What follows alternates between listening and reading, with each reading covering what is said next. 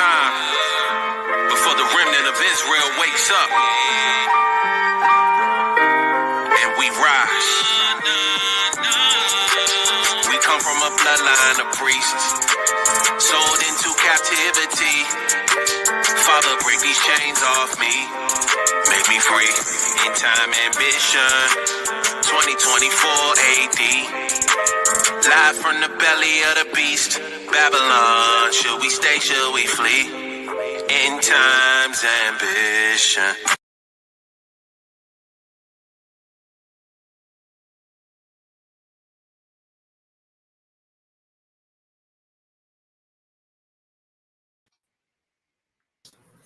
Shalom, shalom. Shalom, shalom. Shalom, Israel. Shalom, shalom. God, hey, we was rocking, man. You know what I mean? I love the intro, man. I love the intro. The rock our bar be putting it down. God. Yeah. All praise to the Most High for a thankful Thursday, you know. Trees of righteousness right back at you. Right back at you with a good doctrinal video we can do on today, you know, getting us prepared for the famous feast that's coming up, High Holy Day, Passover. All praise to the Most High. All praise to the Most High, man. Come. Give our viewers some. Shalom. Shalom, sis. Shalom. Shalom. Already got Shalom, Labella. Shalom. And the people coming in, the people gathering. That's right. They're gathering. Here they come. You know, before we get started, let's give all glory, honor, and praises to the Most High Power Yahweh in the name of His only begotten Son, Yahweh Shah HaMashiach, who the world ignorantly calls Jesus Christ. You know, that's right. Call him Yahweh Shah. You know, I am Captain Jehu. Hey, I'm Chief Yameh. I'm General Hezekiah. We got a good one today. Yeah, we be them trees. We bees the trees. That's right. Trees. That's right. Coming right back at you for another hot one, man. Ready to crank it up and let loose. We don't need no great goose to get loose. Come on, man. That's right. God. All praise to the Most High, man. Just gonna give our viewers time to get in and everything, man. Before we get started, should be a great lesson. You know, because a lot of people don't understand. It's going to be a good breakdown for them about Unleavened. So this will really help them and everything, man. You know, it helped us when we came in the truth to fully get the understanding of it. So it's good to share this wisdom and knowledge tonight with them. Yeah. That's right. That's what we are. Right. Tree brew boys. Tree brews. Yeah, I know we them tree brews. I told you that, man. Hey, y'all know we got some shirts coming out. Tree brews. Hey, for real. That's dope. The tree. I know that shirt. Yeah, y'all know these shirts already coming out. And she didn't even know, but now she's prophesying it too. Y'all know. And we got to put that the scripture General get at the end right there with it. Yeah. You know what I mean? The reference. Yeah. Right. That's dope. That'd be beautiful. Tree brew boy. That's right. Tree brew boys. Hey, Knoxville in trouble. They know we're here. Now. God. They definitely in trouble. And we here to edify the people, to pull them out of these strongholds that a lot of these churches have them people locked into. A lot of the Christianity has them locked into. Right. That's right. That's absolutely right. That's the most wickedest and biggest drug ever made is Christianity, man. I mean, it got our people damaged, man. It's got them lost, man. It ain't something that you can just cut the branches off. They grow back. You gotta get the root of that thing, man. You gotta dig the root up and get it out, man, in order for it to stop, man. That's right. Shalom. Maybe in the chat, she can jump in there. You know what I mean? God. Man, our daughters be lit. And VOC in the chat. Yeah, look at that. Yeah. All praise to the Most High, man. It's gonna be a good one tonight, man. Getting them ready for the Passover, man. That's right. DOZ with the trees. That's right. And like you were saying about the Christianity, you know, it is. There we go. All right, sis. Shalom. Shalom. Yeah. Yeah. Yeah, and the family in the building. That's right. That's right. Shoot, we need to break out some. We need to break out some. You know what I mean? We get together. We need to break out some spades or something. We everybody. You know what I mean? Everybody spades partners. But yeah. Hey, when it comes to that Christianity, man, it's such a hell of a drug because most people don't even know they on it. They don't even know that they. I mean, they know Christianity, but they don't know.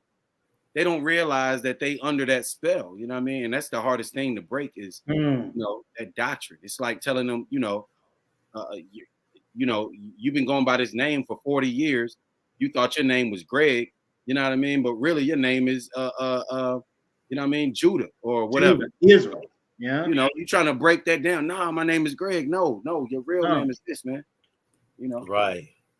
But it's one of those things. It's like a Christianity got people by a hold because they tangle in emotions with the truth. Yeah, like how they feel. So they'll give you a verse and they're like, oh, it's coming out of the Bible. It gotta be true. And then they give you their emotion about it. And then you get tied into their emotion, and then you got the music with it also. Damn. Like it, hey, our people just like, yep, that's right. That's right. That's right. They all into it. They read, they like, oh, Pastor preached good today. What he preached? I don't remember, but it was good. You had to be there. You just had to be there. I don't know. You just had to be there. Man, the spirit was in the place. Huh. Sister Gloria was in the front. Her wig done fell off while she was shouting. Yeah. Had to bring. Pastor brought out the prayer cloth. He was swinging it around. Hey, look at this. Shalom. Hey, Shalom. Shalom, sis. Yeah, sister. Okay. Hey, that's my sister. That's my sister and my brother. Nadab. They down there in Augusta, Georgia. Oh, okay. Crazy. Hey, that's my family right there. Guests in the building. That's in the building. Come. All praise to the Most High. The water for showing up. The water. Right. That's right. Our praises, man. All praises. Come on, man. And we're just waiting for a couple more minutes so we can get more people in the building. Because we got an edifying lesson for them that's going to help them prepare for the upcoming feast day. Know it. Yeah, because it takes a while. Like, people just think you can just come to the feast day and like, oh, I'm just here. I'm just how I am. Just like Christianity says, come as you are. But the Most High don't teach that. He don't say come as you are. Like he tells you to make a change and then come to me, return to me. That's right. That's right. We got to do, you know. What we got yet? That was the message of Yahushua. He was like, he said, repent for the kingdom of heaven is at hand. That's right. Be ye perfect for your Father in heaven. You know what I mean? That's right. That's right. We're just gonna wait a few more minutes. Get our people ready for the Passover. We must do. Yep. Right. That's right. We must do the Passover. Come on, man. What's that, Paul? He said, I must keep that feast. Yeah. He done been through all types of stuff. He said, man, I got to get back to Jerusalem. Got to. Right. I got to keep that feast. Hey, this is our heritage, man. We getting it back. We done took it back, man. That's right. That's what we're here for. We're back here on the earth to prophesy to the people and teach them the things that are profitable for them so that they can be righteous trees, like we say, trees of righteousness. Right? That's right. And that you can bear the fruit, and that the people can partake of that fruit, and that they also may bear fruit. What's that? What's that? John 15. That thing just grows.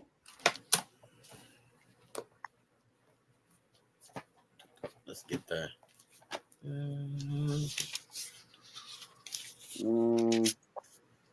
All praises, man. 15 and I'm gonna start from the top.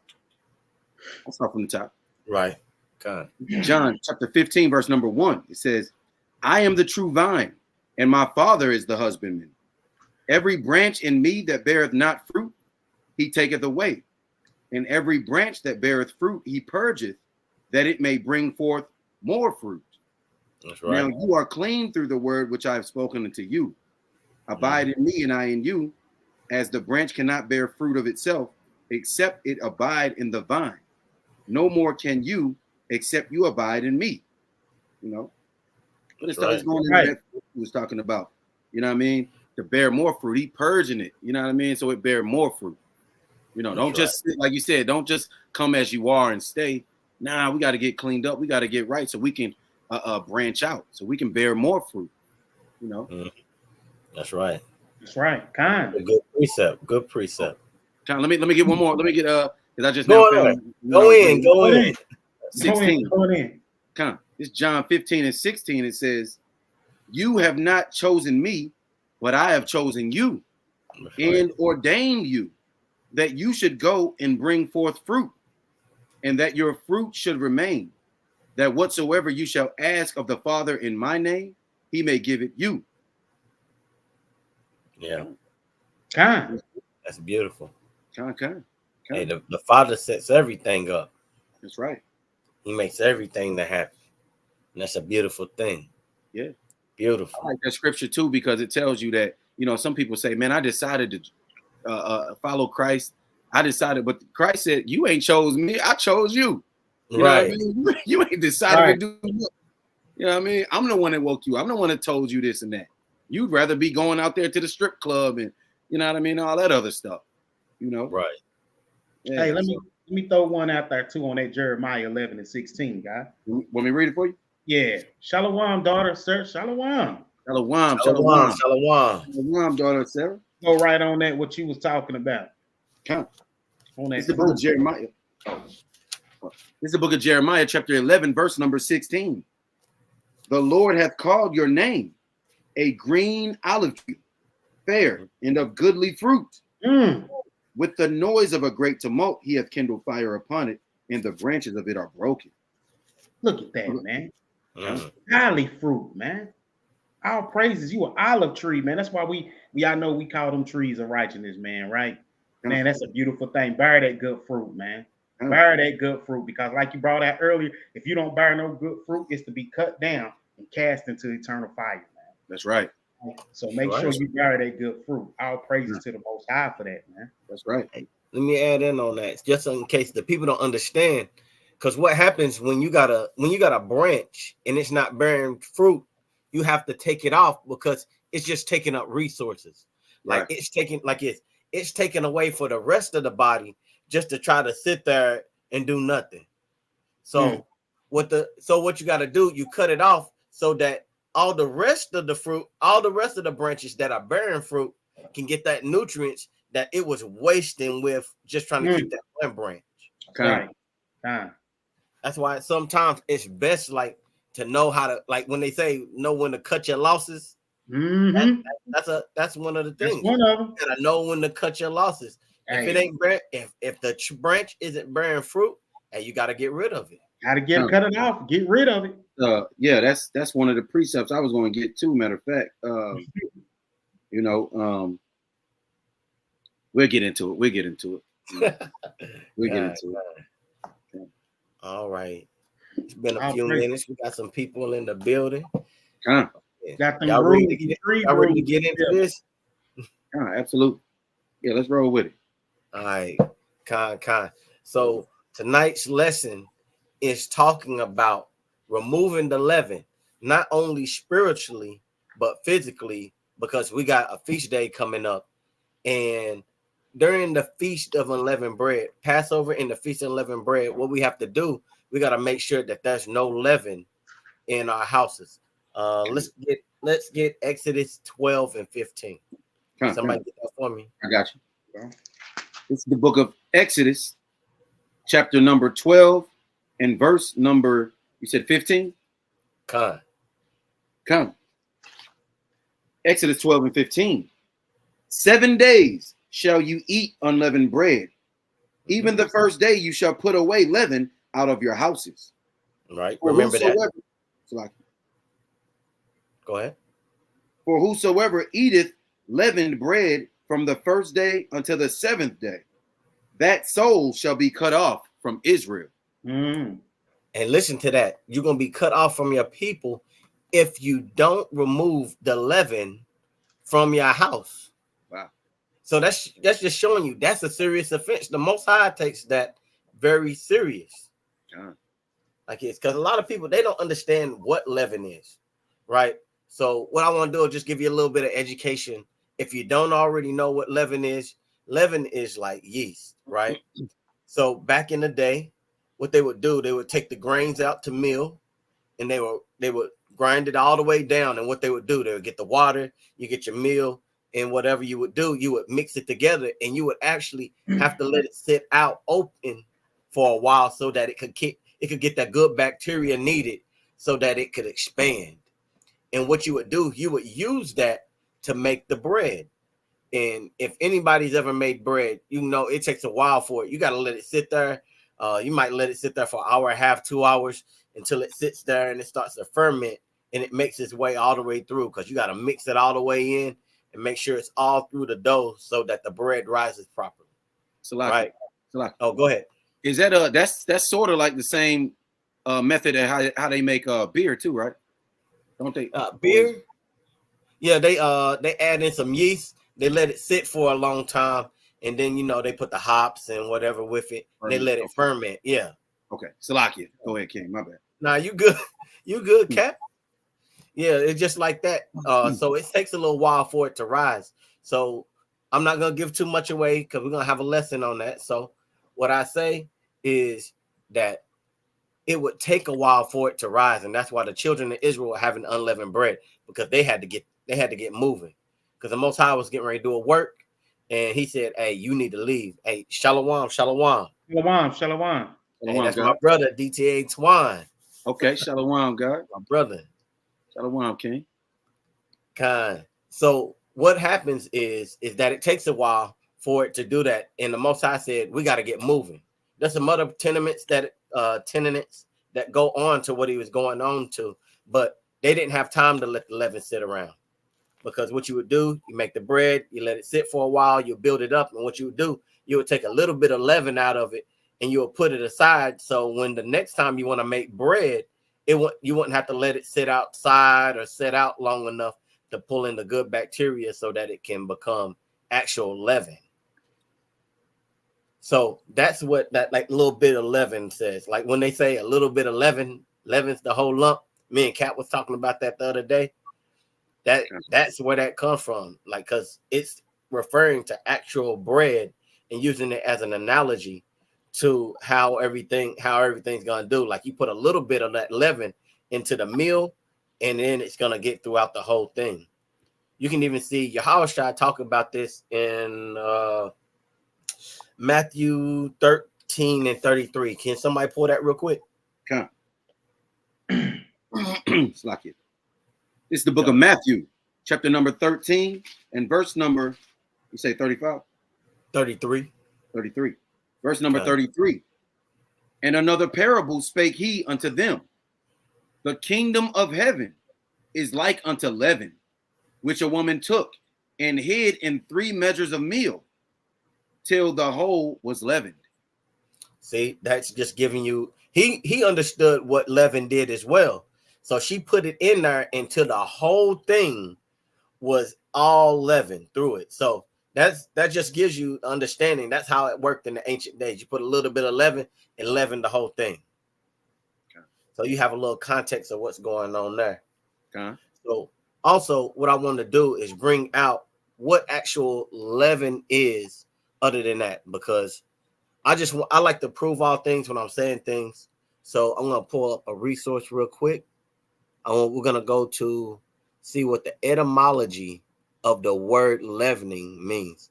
Because if you see it in the King James Bible, like it's more times you can find the actual understanding of it by looking at the actual beginning of the word. It's called the etymology. The etymology is where the beginnings of a word, where it came from. So I'm going to share that on the screen real quick. Okay. See here. All right. Can you see that? I need to make that a little bigger. Yeah, a little bigger. Baba get shy. Come on. I'm gonna make that bigger. I'm gonna scroll that down. Let's get this good information, so we know how to not be a little bigger. So we know that's not too bad. So we know how not to get cut off from our people, y'all. You know what I mean? There we go. There we go. When we read? Kind. Yeah, if you don't mind. I don't mind. It says leaven. Substance added to dough to produce fermentation. From Old French levain, leaven, sourdough. From Latin, levamen, which in literary use meant alleviation, mitigation. But in vulgar Latin, it had a literal sense of means of lifting, something that raises. It is from levere, to raise. From pi, root. I'm not sure what that we don't even need that. You don't need that, Cap. I ain't gonna put you through that torture trying to read that. Even I was looking at it, I was like, I was like, I ain't even gonna do all that. I ain't gonna have you do all that. But this right here, it gives you the understanding what leaven is. It just tells you a leaven is something that makes things rise. Right. And just like we're saying, when it came to the leavening, like you have to let it sit there for a while, and it takes time for it to get through the whole meal, all the dough. Like I know some of my sisters, they do bread, so they know what I'm talking about. Like it takes a while for that. You have to let it sit, and the people are in a hurry. So he's like, nah. He said, you ain't gonna have time for that. You're gonna have unleavened bread. Right. Oh yeah. Matter of fact, I had a precept on that too. Okay. Keep going. I'll find it. It's a lot. Okay, fine. No, that's fine. Because all I'm trying to do is provide information for the people so they know what we're talking about. Because a lot of people don't understand what it is. They just see, hey, that's right. Called blooming. Right. Blooming. That's right. Okay. Because what happens is the whole process happens, takes a long time. Most High said, we got to go. So he said, hey, we're going to get the leaven. You're going to take the leaven out your house. And you can look at that, and like we're going to do tonight, we're going to talk about it physically, what we're doing right now, but we also going to get into the spiritual aspect of it a little later. But I just want to make sure that y'all had a grasp on what actual leaven was and how it causes things to rise. And now, the Most High has set it up where you can have that understanding that leaven is more than just that. When he mean that point, he didn't just want you to not have leaven in your house for 7 days just to not have it. It had a spiritual aspect to it as well. And Salaki, I got that precept real quick since you touched on it. You were talking about how we were in a hurry, so we couldn't just sit there and wait for it to ferment and all that. So I'm gonna get Exodus chapter number 12 and verse number 39. It says, and they baked unleavened cakes of the dough which they brought forth out of Egypt, for it was not leavened, because they were thrust out of Egypt and could not tarry, neither had they prepared for themselves any victual.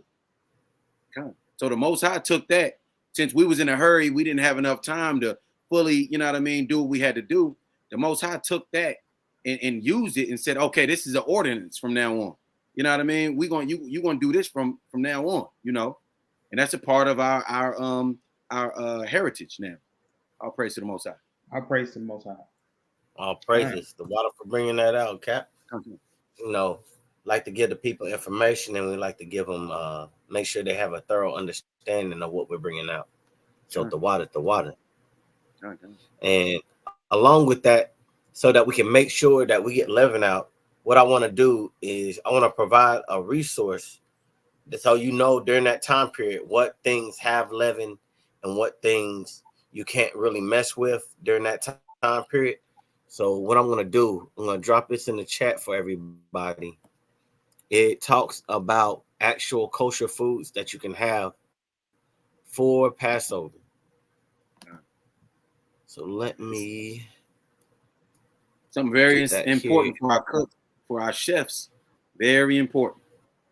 Oh, Remind me another precept. I'll wait. Oh, go ahead, Cap. Nah, I'm gonna try to squeeze it in, because I got a few of them. I'll try to squeeze it in once whenever, if I can. Yeah, it's a free for all. We throwing alley oops around here. Kind. I ain't want to, I didn't want to, I'll go on a tangent a little bit, but it ain't really a tangent. Let me get it for, because I don't want to just go ahead and, I'm gonna get where is it? In Ezekiel, Salakia. No, you good? 1 Kings 17, real quick. All right. Now, General, did you already put it in the chat? Oh yeah, you did. I already dropped it in there. Con. So this is very important for our chefs for the High Holy Day, because we don't need to be eating nothing that's forbidden. We're celebrating and worshiping the Most High, so we definitely don't need nothing that's going to cause us a setback. I'm gonna give you an instance of that. This is the book of let's see, 1 Kings. Is that it? Salakia, 2 Kings. 2 Kings, chapter number. Did you need one of us to read that for you, Cap? Yeah. Once there it is. Okay. Yes, Baba Kashai. 1 Kings chapter number 4 and verse number 38, real quick. 4 and 38. Yes, sir. This is 1 Kings 4. Oh, you said 1 Kings 4 and 38? Salakia, 2 Kings. Salakia. 2 Kings. Okay, God. I was like, I was like, wait a minute. 4 and 38. This is 2 Kings 4 and verse 38. And it reads, and Elisha came down to Gilgal, and there was a dearth in the land. And the sons of the prophets were sitting before him. Mm-hmm. He said unto his servants, set on the great pot, and seek pottage for the sons of the prophets. Right. And one went out unto the field to gather herbs, and found a wild vine, and gathered thereof wild gourds, his lapful, and came and shredded them into the pot of porridge, for they knew them not. So they poured out for the men to eat. And it came to pass, as they were eating the pottage, that they cried out and said, O thou man of God, there is death in the pot. Death in the pot. So they went to go gather some food and stuff like that, and they got something that was unclean and put it in there with the clean. So they did a mixture of it, right? And so somebody ate. Someone's like, "Oh man, we ain't supposed to be eating mushrooms or whatever it was." You know what I mean? It's death in the pot. Excuse me. And that's very important. Because we're going to be feeding a lot of people. If you got some leaven or some pork or something like that at the Passover that ain't supposed to be in there, you causing a lot of people to sin. So it's very important for our chefs, our cooks, you know what I mean, to understand what is leaven and what isn't leaven. It's really the only point I went here. Let's see what Elisha did. You had something, Ken? Yeah, that's a great point though. We got to purge out the old leaven. Right. It kind of goes along with 1 Corinthians 5 and 8, where it talks about because that's very important. If people come with that old leaven and everything, man, you're gonna cause a lot of people to sin and stuff, man. That's why it's important that we understand what we've been teaching tonight about this unleavened bread. So it's definitely very important. Yeah, that goes, physical, spiritual, all of that, Yeah, even the old stuff that we had, old thoughts and stuff, we got to get rid of them too. On a natural level, you know what I mean? We definitely got to keep the leaven out of our food, out of our pots. And that was really the only thing. After you see Elijah, he gets some, what does he get? He gets something, he puts a meal in there and then he mixes it in there. And I guess it kind of got the unlawful, whatever it was they were eating out of there. But the point was, we got to watch what we putting in this thing. We got to be real careful about it. That's true. We got to be careful, especially for our cooks, even for ourselves during that time. I remember my first Passover, and I was so cautious about everything. I was looking at ingredients on everything. I was like, oh, look at this, leaven. I can't have that because you get so used to doing things. Like we would go out to get something to eat. Like you can't grab a burger because the bread got leaven in it. Yeah. You eat tacos, man. You eat tacos, man. You know what I mean? Yeah, you gotta watch certain things. You gotta watch everything during that time. Yeah. And just to spill over so that this goes over into like the spiritual aspect, you gotta watch everything that you put into yourself and put into your spirit during this time too. There we go. Because that's very important, because you can't come to the Most High just any kind of way, like we were just talking earlier, especially when it's concerning the feast days. That's right. That's yeah. I'm gonna read one precept on that, man. That one I was looking for, man. I found it on 1 Corinthians 5, and I'm gonna start at 7. Purge out therefore the old leaven, that ye may be a new lump, as ye are unleavened. For even Christ, our Passover, is a sacrifice for us. Therefore, let us keep the feast not with old leaven, neither with the leaven of malice and wickedness, but with the unleavened bread of sincerity and truth. So, your spirit's got to be right, bro. That's right. Right. That's right. All praises. And you gotta have your spirit right, and that's what we're doing here. Like this is the whole purpose of this lesson, so that we know to get the physical leaven out the house, and that we got to make sure that we get our spiritual house cleaned as well. That we remove the leaven from that. And I just want to talk about a few things that can cause leaven in our lives, right? Because we all have things that we go through, but during this time period, we got to remove leaven. We're trying to make ourselves set apart during this time period. We should be making ourselves set apart every day, but especially during this feast day. That's right. So I just want to go over a few things that can cause it. But also, when you look at that word leaven, it even in the etymology, because I love bringing out information for the people. It even has the same connotations for leaven. So I'm gonna bring that up.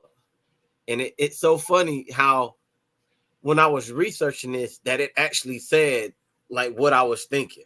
Sometimes like that just happens sometimes. It'd be the spirit that leads you to things. Right. So I'm gonna bring that back up on the screen so y'all can see that I'm not just feeding you a bunch of mess, but what I'm talking about, I can prove it. And then you'll have the same thing. You have these tools in your arsenal as well. Yeah.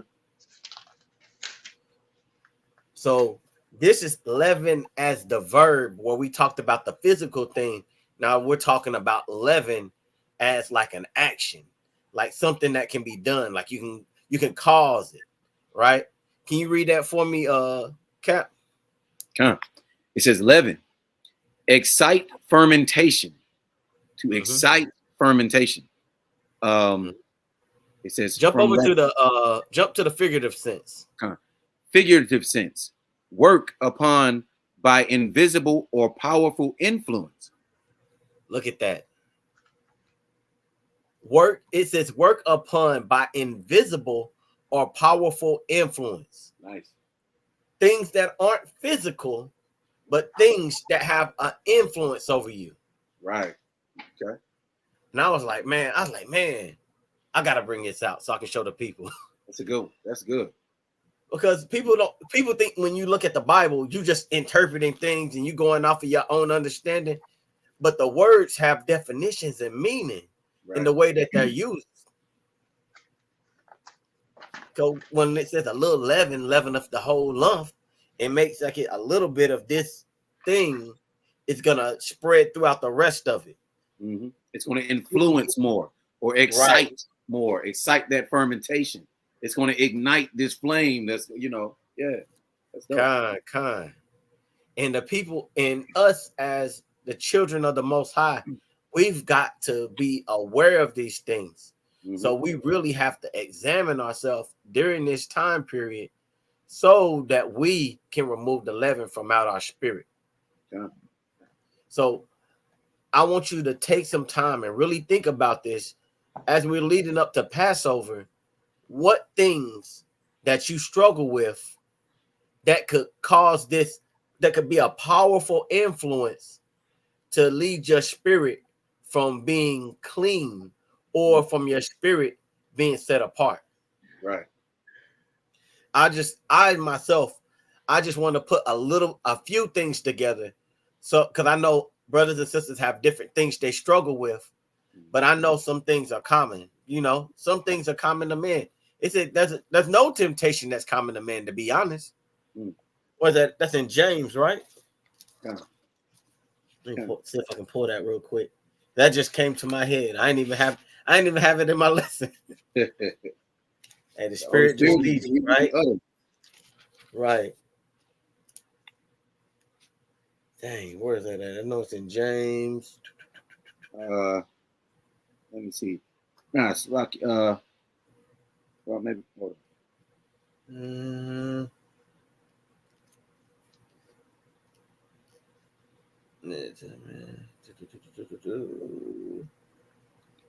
Is it James? First James 13. Let me see. They tempted with evil, need to tempt that man for the man when he's strong.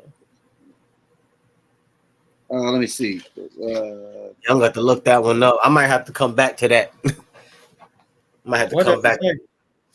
I got 1 Corinthians 10 and 13. Is that it? It says, "There hath no temptation taken you, but such as is common to man. Oh, but Yahweh is faithful, who will not suffer you to be tempted above that you are able, but will with the temptation also make a way to escape, that you may be able to bear it." Hey, the water for finding that for me. I was thinking of the one about being tempted, that the Most High doesn't tempt you. Oh, so the water for bringing that out. Okay. But like the scripture says, or like the epistle says, there's no sin that's common, you know, or no temptation that's common to man. Oh, okay. Like that's nothing new under the sun. We've been struggling with the same things. We've been struggling with our flesh our whole life. Right.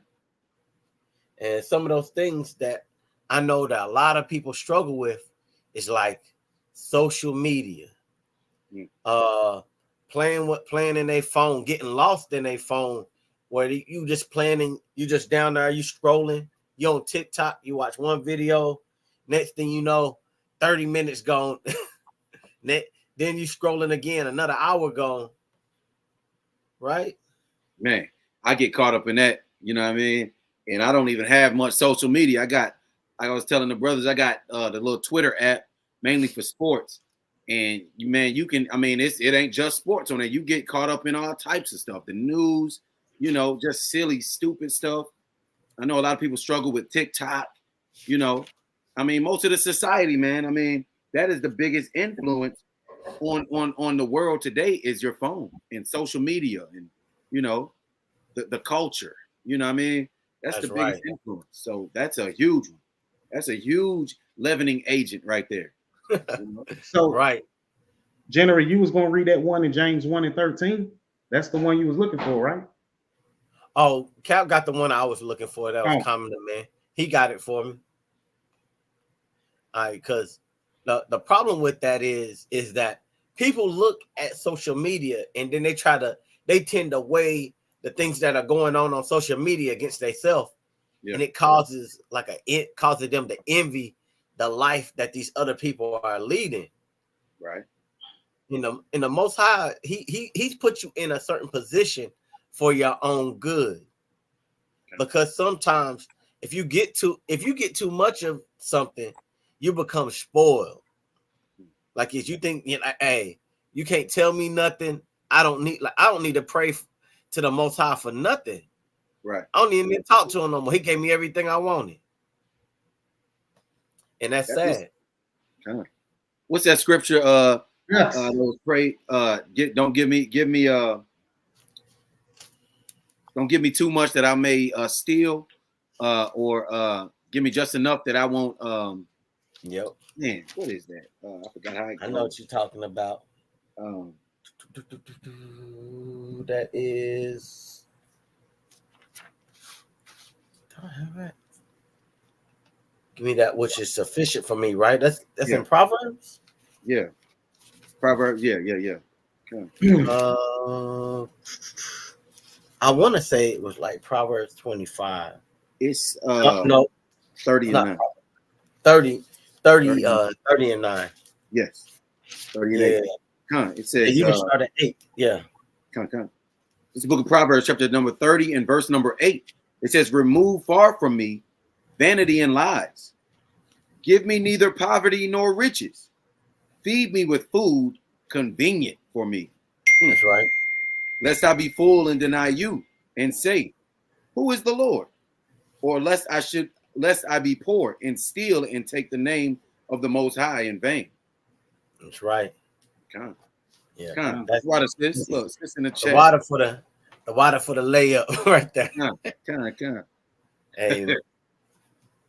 Hey, my brothers were on point too. You know, they had my back. Because that's what it is. Right. That went beautifully with what I was saying.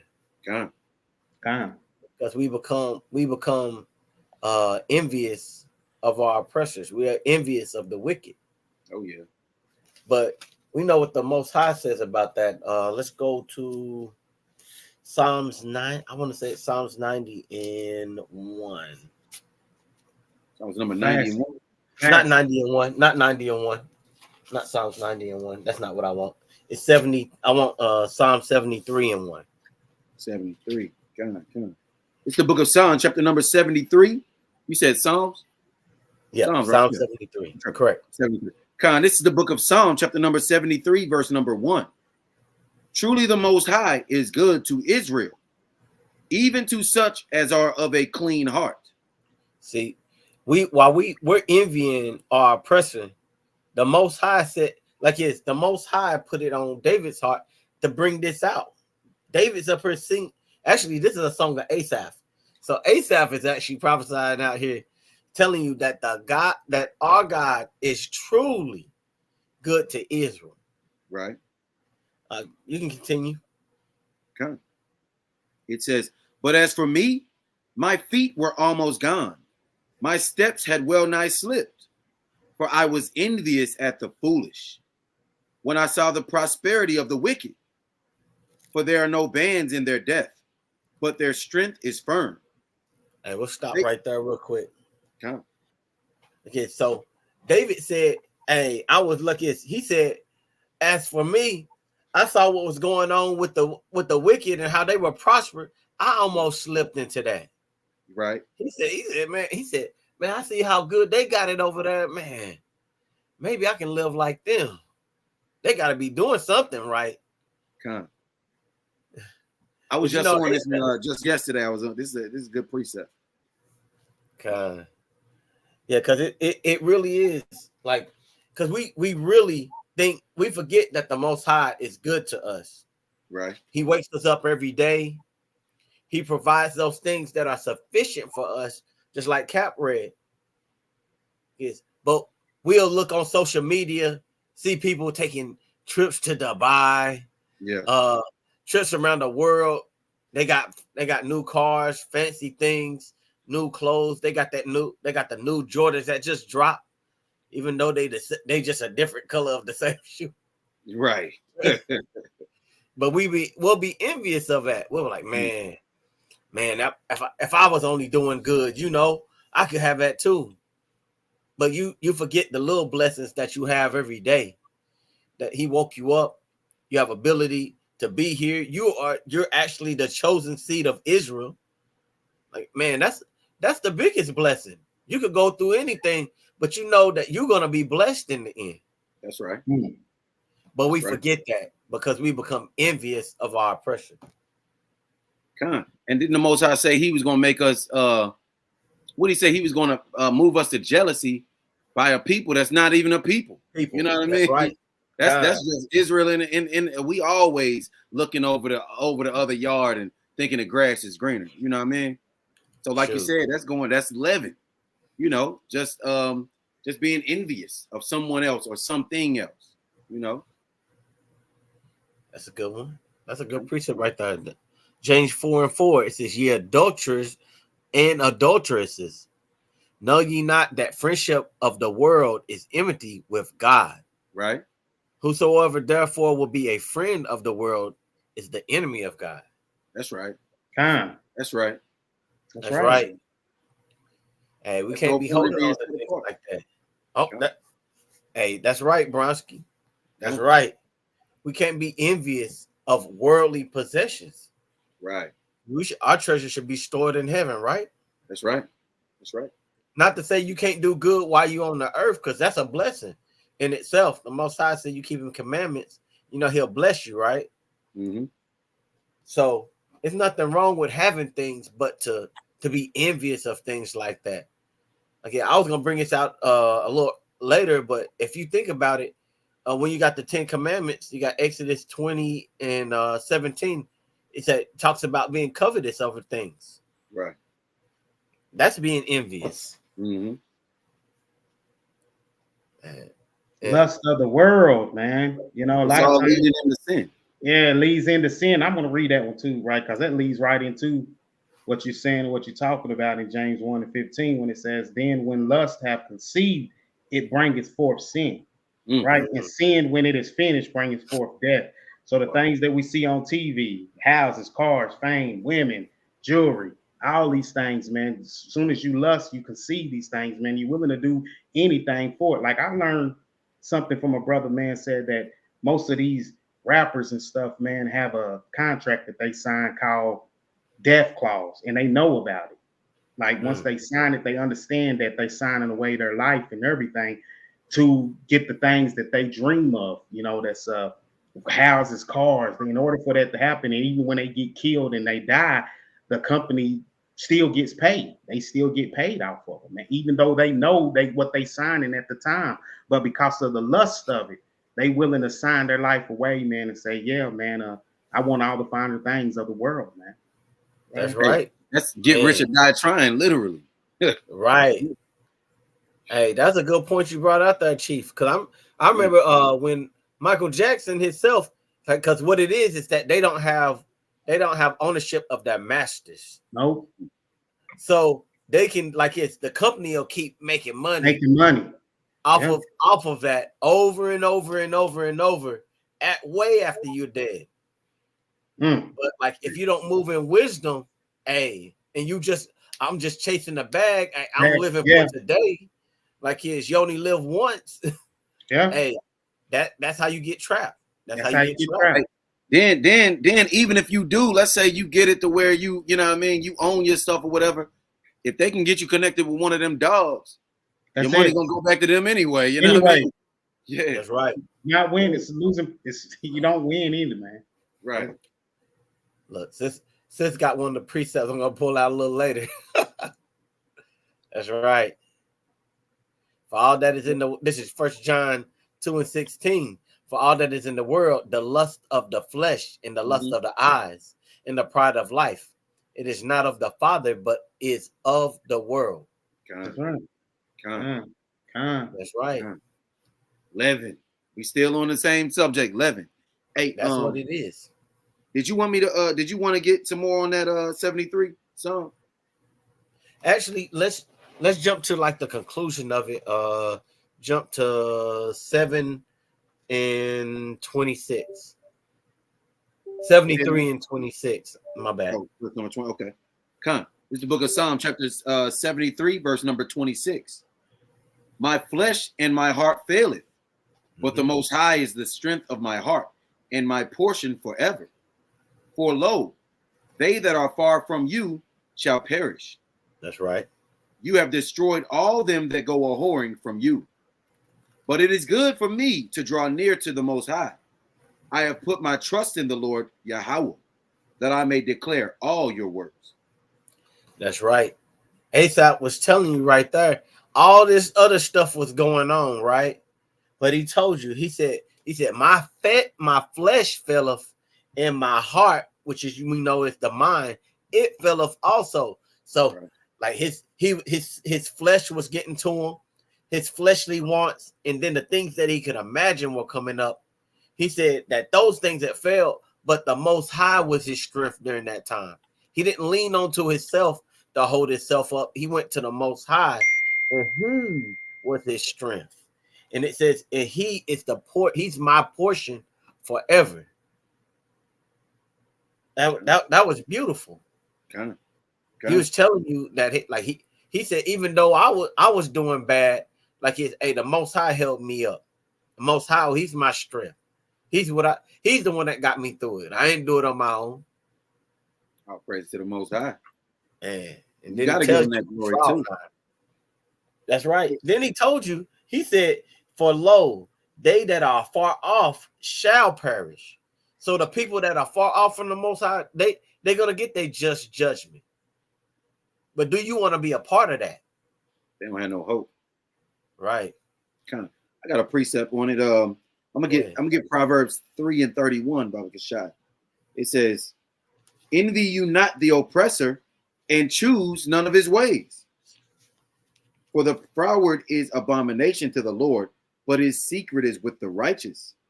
The curse of the Lord is in the house of the wicked, but he blesseth the habitation of the just. So we have no business, you know what I mean? Like you said, having that leaven, envying and coveting anything that anyone else has. The Most High is our portion. We should be happy with that. That's right. Man, that's a great precept. Okay. Great precept. Just to swing into that, we'll go into lusting or coveting. Yeah. A lot of people fall in that. That falls also into almost envy as well. Because when you envy that, you start to lust after what they have. Right. Covetousness, lust. Man. Yeah. So let's I talked about it a little earlier, but let's read it. Let's get Exodus 20:17. Come.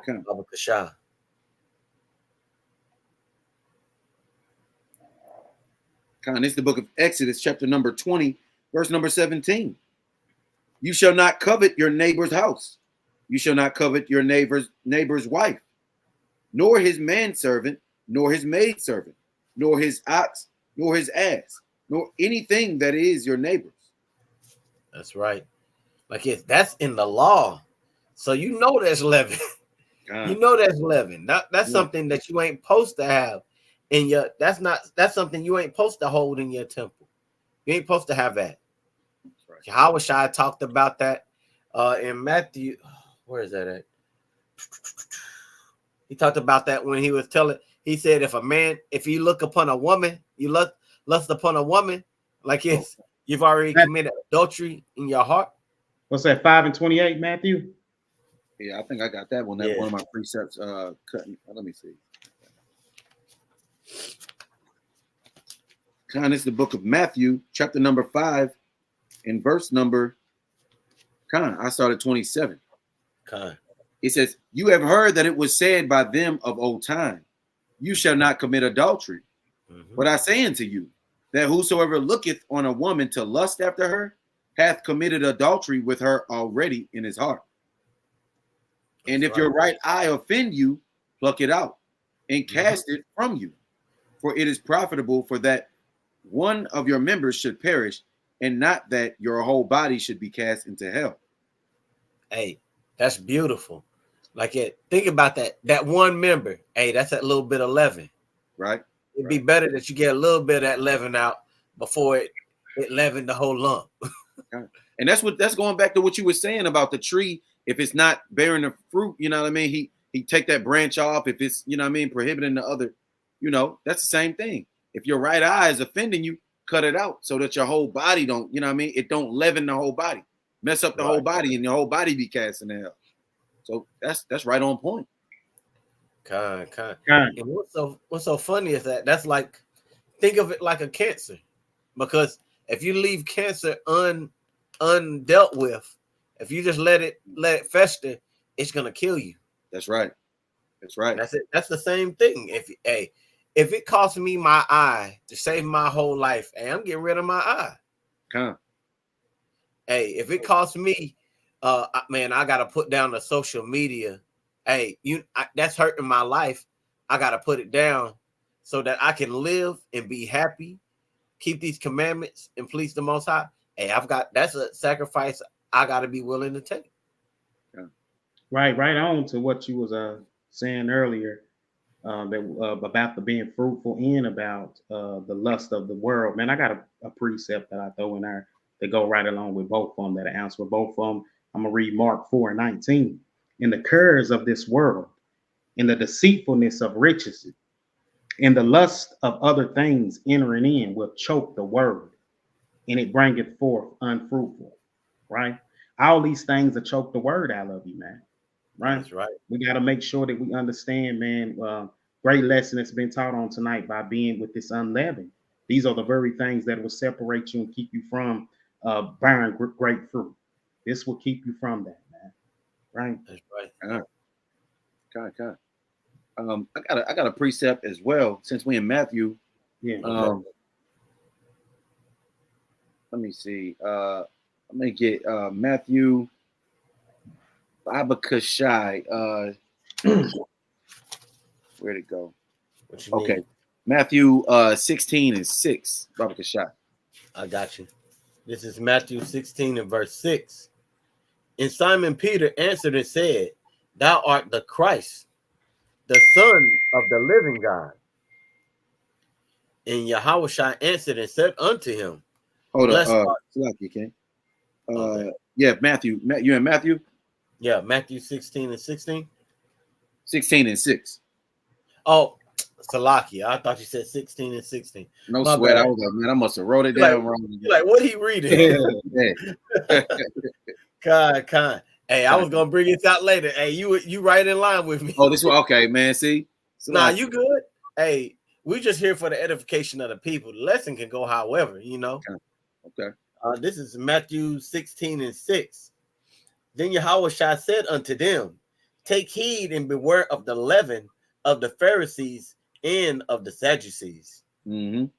Salakia. So Yahushua told him, be careful what you you know what I mean. Be careful that you don't have the leaven of the Pharisees and the Sadducees. Keep on going on that, God. And then verse 7. And they reasoned among themselves, saying, It is because we have taken no bread. Right. They thinking he talking about food. Right. Which when Yahushua perceived, he said unto them, O ye of little faith, why reason ye among yourselves, because ye have brought no bread? Do ye not understand, neither remember the 5 loaves of the 5,000, and how many baskets you took up? So Yahushua is telling them, hey, man, I'm not mad at y'all for not bringing a little bit of leaven so we can make I can make a whole bunch of bread, you know what I mean, just out of nothing, you know what I mean? I ain't talking about that. Keep on going, God. Kind. Verse 10, neither the 7 loaves of the 4,000, and how many baskets ye took up? How is it that ye do not understand that I spake it not to you concerning bread, that ye should beware of the leaven of the Pharisees and of the Sadducees? And verse number 12 is the point. Then understood they how that he bade them not beware of the leaven of bread, but of the doctrine of the Pharisees and of the Sadducees. Of their doctrine. Let's see what their doctrine is. Matthew 23 is going to tell us what their doctrine is. I'll read it. I'm going to start at 1.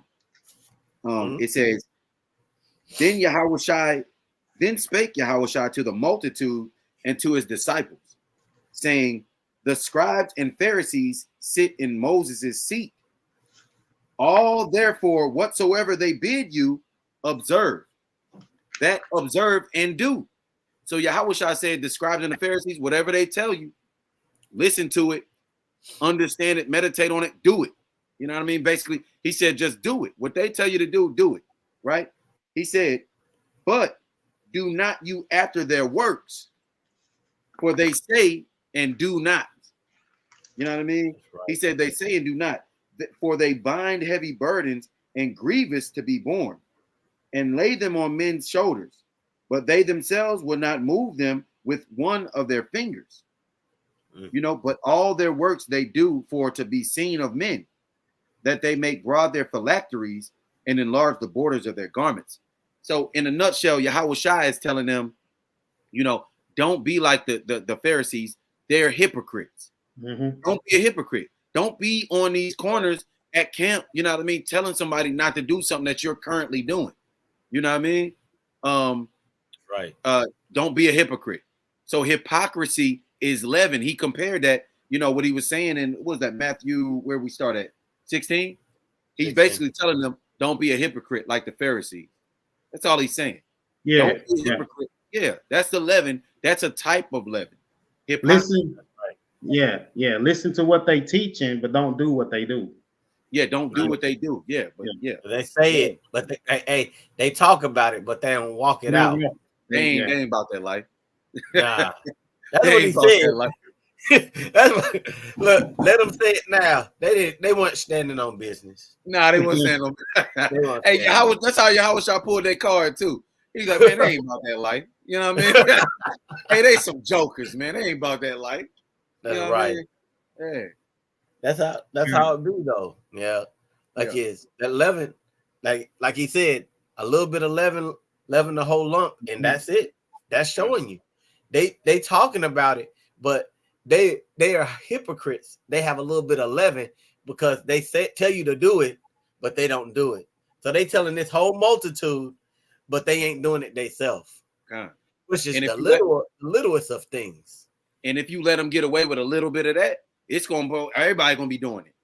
Right. You know what I mean? Everybody gonna be a hypocrite to the next man or the next, you know, when we're supposed to be judges, you know.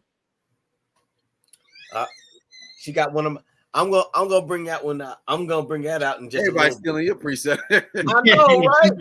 All my precepts today. But that's just the spirit, though. That's just the spirit.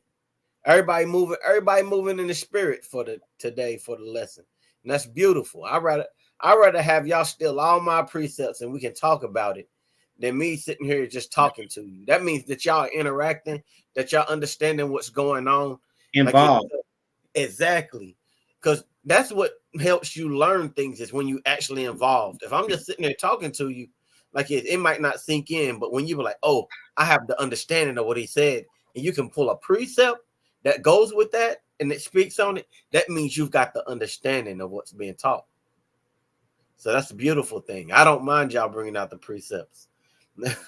Shoot, I might bring it out again. Hey, we get on it again. It's all good. Hey, Shalom in the chat. Sister Sammy, Shiloh Taylor. Shalom. Got some more of them in the chat. Man, beautiful, beautiful. Hey, I hope y'all enjoying this lesson because I know I'm enjoying talking about it with the brothers and having y'all throw in precepts and interacting with us. Man, hey, that's beautiful. I love it. All praises. All right, did you have anything else that you want to talk about on that? Not on that one, you know, but you know, just we just laying out a few other of the spiritual leaven. You know, we already touched on what we touched on. Covetousness, lusting, yep. And then hypocrisy, right? I had another one I wanted to bring out for the people just on lusting, because that's a real tough one right there. Lusting ain't just after people; you can lust after things, just like we were talking about with the tithes. Like it's when you too far off and you can't carry your whole 30 sheep across the land. What you do, you would sell them, and then you would send the money, so you would get the money for it. So when after your travels, you would get there to the city and we're like, you know what? Let me buy this and buy that. But the verbiage doesn't say, hey, just buy whatever you want. It says buy whatever your soul lusteth after. I got your precept. Go ahead.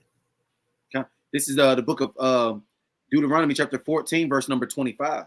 25. It says, then shall you turn it into money and bind up the money in your hand. Salakia, I'll start at, let me start at 22. Okay. You shall truly tithe all the increase of your seed, that the field bringeth forth year by year. And you shall eat before the Lord your power in the place which he shall choose to place his name there. The tithe of your corn, of your wine, of your oil, and the firstlings of your herd and of your flocks, that you may learn to fear the Lord your power always. And if the way be too long for you, so that you are not able to carry it, or if the place be too far from you, which the Lord your power shall choose to set his name there, when the Lord your God hath blessed you, then shall you turn it into money, and bind up the money in your hand, and shall go unto the place which the Lord your power shall choose. And you shall bestow that money for whatsoever your soul lusteth after, for oxen, or for sheep, or for wine, or for strong drink, or for whatsoever your soul desireth. And you shall eat before the Lord your power, and you shall rejoice, you and your household. That's right. Yeah. And the water for bringing that out. That just shows you that about the lusting. Like, lust ain't always a bad thing, but in the connotation in which we're bringing it out, we're talking about it being something that can leaven the whole lump, you know, and to rise in you, that causes you to puff up against the Most High. That's right. And that's a great point too, man. Let me pull a precept on that. Talking about when it comes to that. I'm gonna read Psalm 78:18. I'm gonna fit that right into what y'all been talking about and show that it all lines right up with the word itself, man. 78 and 18. 78 and 18. This is the book of Psalm, chapter 78, verse number 18. And they tempted the Most High in their heart by asking meat for their lust. So when you see that word meat, it's not only literally just saying meat. That means money. That means whatever it is that you desire. You trying to tell the Most High, bless you with the feed your lust, what you desire for, right? And I always start with the heart. We know your heart is up here, right here in your mind that we've been speaking on earlier, right? And we've been talking about, man, and breaking it down in this beautiful lesson, showing how what is all unleavened and breaking this whole thing down, man, because a lot of people don't understand that, you know, the Most High don't get down like that with the things that we lust for. That's why he said lust not for the world, right? We get to a point where we want to lust for things, man, and the Most High saying, no, he's not going to bring it just because you lust after it, man, right? That's a sin to the Most High, man. He don't acknowledge that at all. He didn't acknowledge with the children right here begging for it. And in fact, if you read on down, it angered him, right? Okay. So it's very important, man, that we understand, man, that we can't lust for the things that the Most High does not, it's not pleased with, right? We got to go for the things that pleases him. So we got to come with a whole heart. It's got to be clean. It's got to be humble before the Lord and everything, man, especially when you're coming into this Passover. That's right. You're right. Okay. Hey, Shalom. Squad in the squad. Shalom. Okay. Hey, just on that point right there, can somebody grab 1 Thessalonians 4, start at 3 and read down to 7?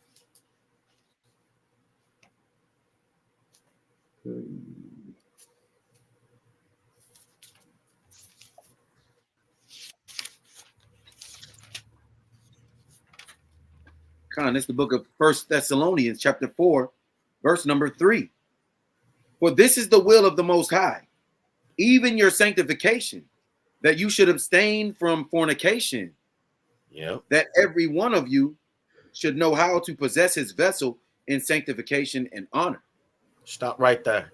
Now, he's teaching you right now how to get that. He's talking about getting the leaven out. He's talking about sanctifying yourself. All right, you can continue. Not in the lust of concupiscence. Right. Excuse me. Yeah. Not in the, I was thinking I was on the wrong verse. Not in the lust of concupiscence, even as the Gentiles which know not Yahweh. That no man go beyond and defraud his brother in any matter. Because that the Lord is the avenger of all such, as we also have forewarned you and testified. For the Most High hath not called us unto uncleanness, but unto holiness. That's right.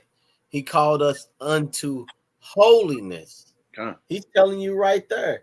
They were telling you how to bring yourself up in honor and to be clean. He said, and then they told you what would happen It said, because the Lord Yahweh is an avenger of all such. So when these things, these offenses come against him, and he's gotta get his get back. He gotta put you in your place. Right. Like he's like, hey, you didn't figure it out on your own. Hey, I gotta remind you. Right. Don't want that. Yeah, I was gonna say, you had something. Would you have Yeah. something?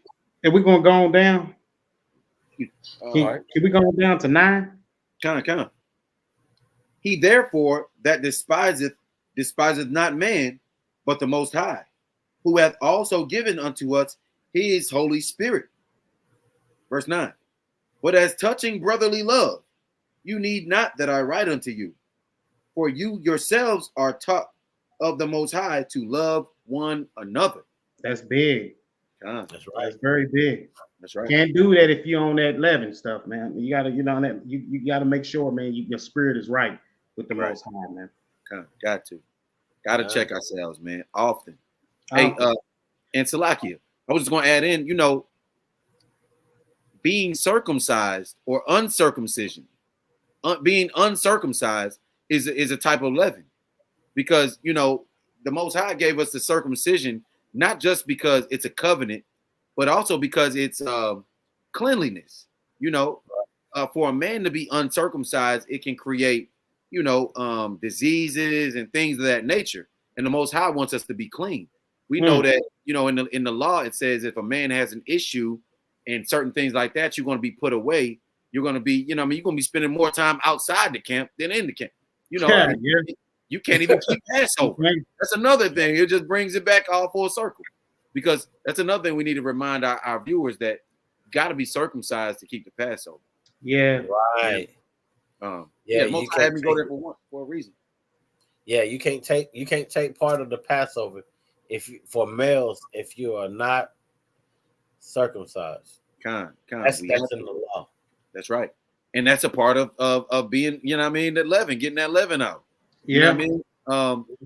It's the unclean, because like we said, that you being uncircumcised can cause bigger issues if diseases and things like that. And the biggest issue is separation from the Most High. Yeah. That's right. That's right. That's big, man. That's very big, man. And you said, which one of y'all said that? Examine yourselves, man. Oh, I said that near the beginning. Yeah. Yeah, let me get that. I'm gonna go look for that precept real quick while y'all talk. I think it's 2 Corinthians 13. I think it's 5. Oh yeah. Yep. Yeah, you can examine yourselves that you be. Yeah, examine yourselves. That's important. That's very important. That's right along with your lesson tonight, man, about, checking your spirit and everything. Yeah. You mean grab it for you? Yeah, 2 Corinthians 13 and 5. That goes right along with what you teach about the spirit and everything, man, before you can even really come up and what you just said, being circumcised, right?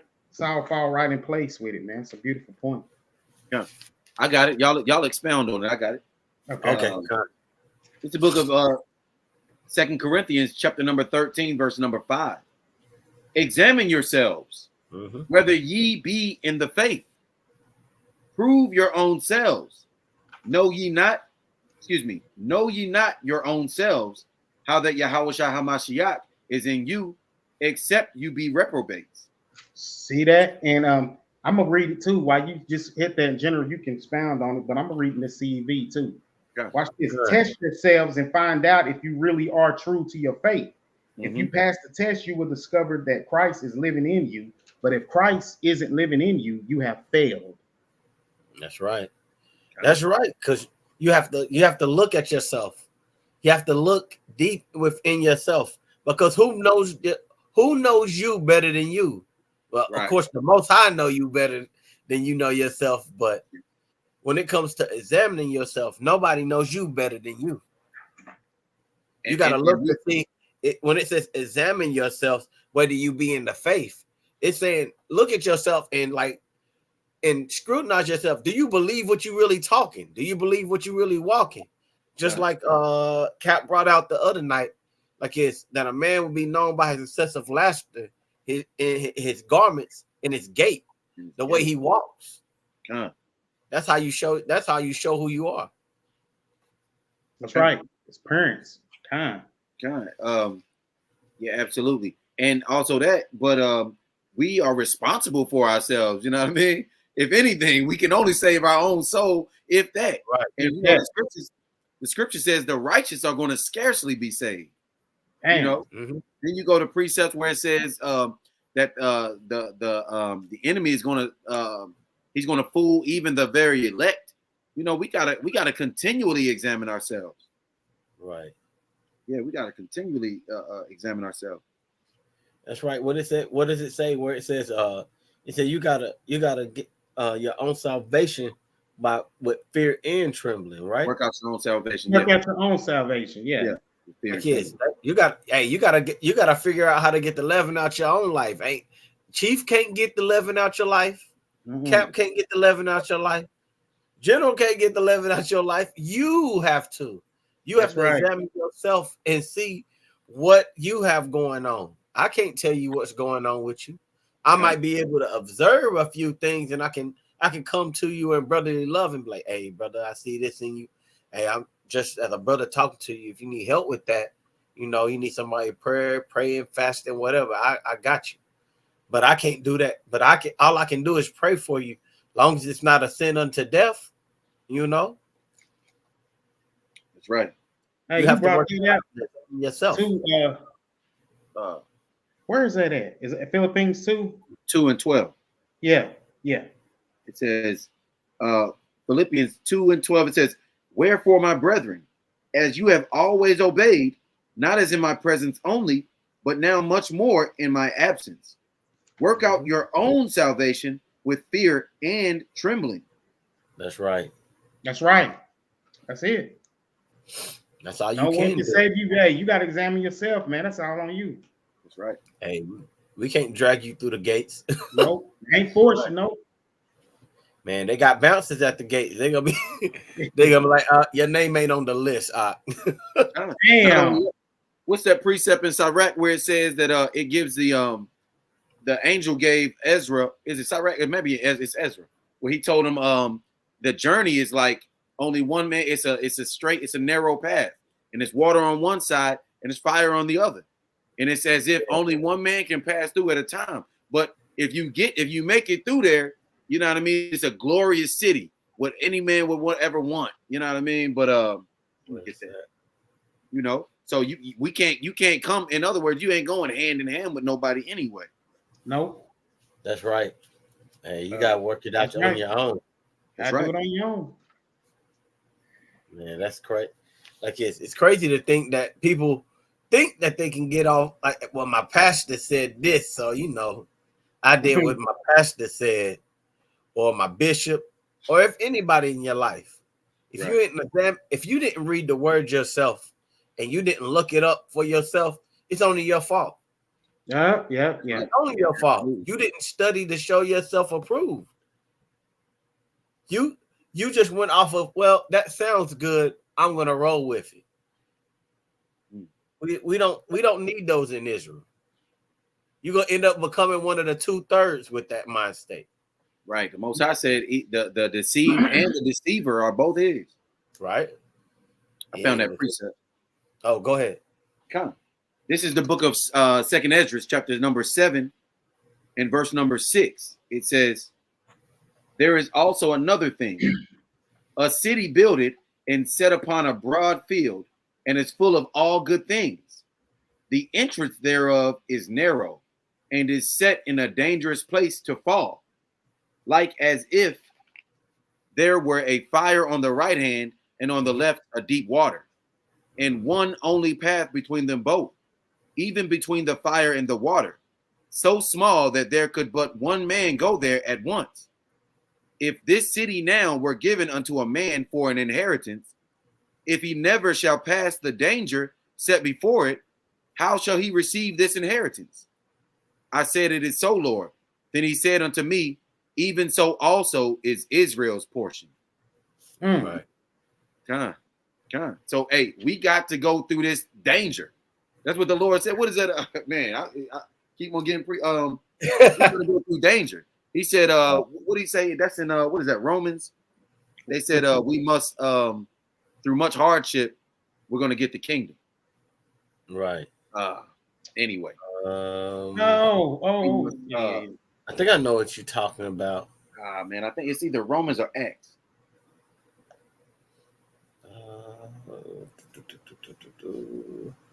I'm trying to think. I'm not familiar with that precept. I know one in Timothy, like 2 and 3 says hardness, but I think it's one he talking about is in Romans. Through much tribulation. It's I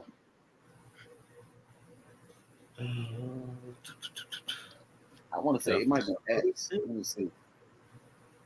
Shalom, Judy Jew. Hey, Shalom. Oh, Con, I got it. You got it? Yeah, it's Acts 14. Right. And where'd it go? 22? 22, yes, sir. I started 21. It says, and Acts 14 and 21, it says, and when they had preached the gospel to that city and had taught many, they returned again to Lystra and to Iconium and to Antioch, confirming the souls of the disciples and exhorting them to continue in the faith, and that we must, through much tribulation, enter into the kingdom of the Most High. That's right. Man, it ain't gonna be an easy thing. Nah. And the Most High didn't say it was gonna be easy to get the leaven out. He didn't say at one point. He said, "Hey, it's gonna be simple. Get the leaven. That's it. Take it out your house, right?" Man, we gotta do it. Not only our physical house, but our spiritual house. Our body is a temple. You know what I mean? Right. That's right. Gotta get it up out of there.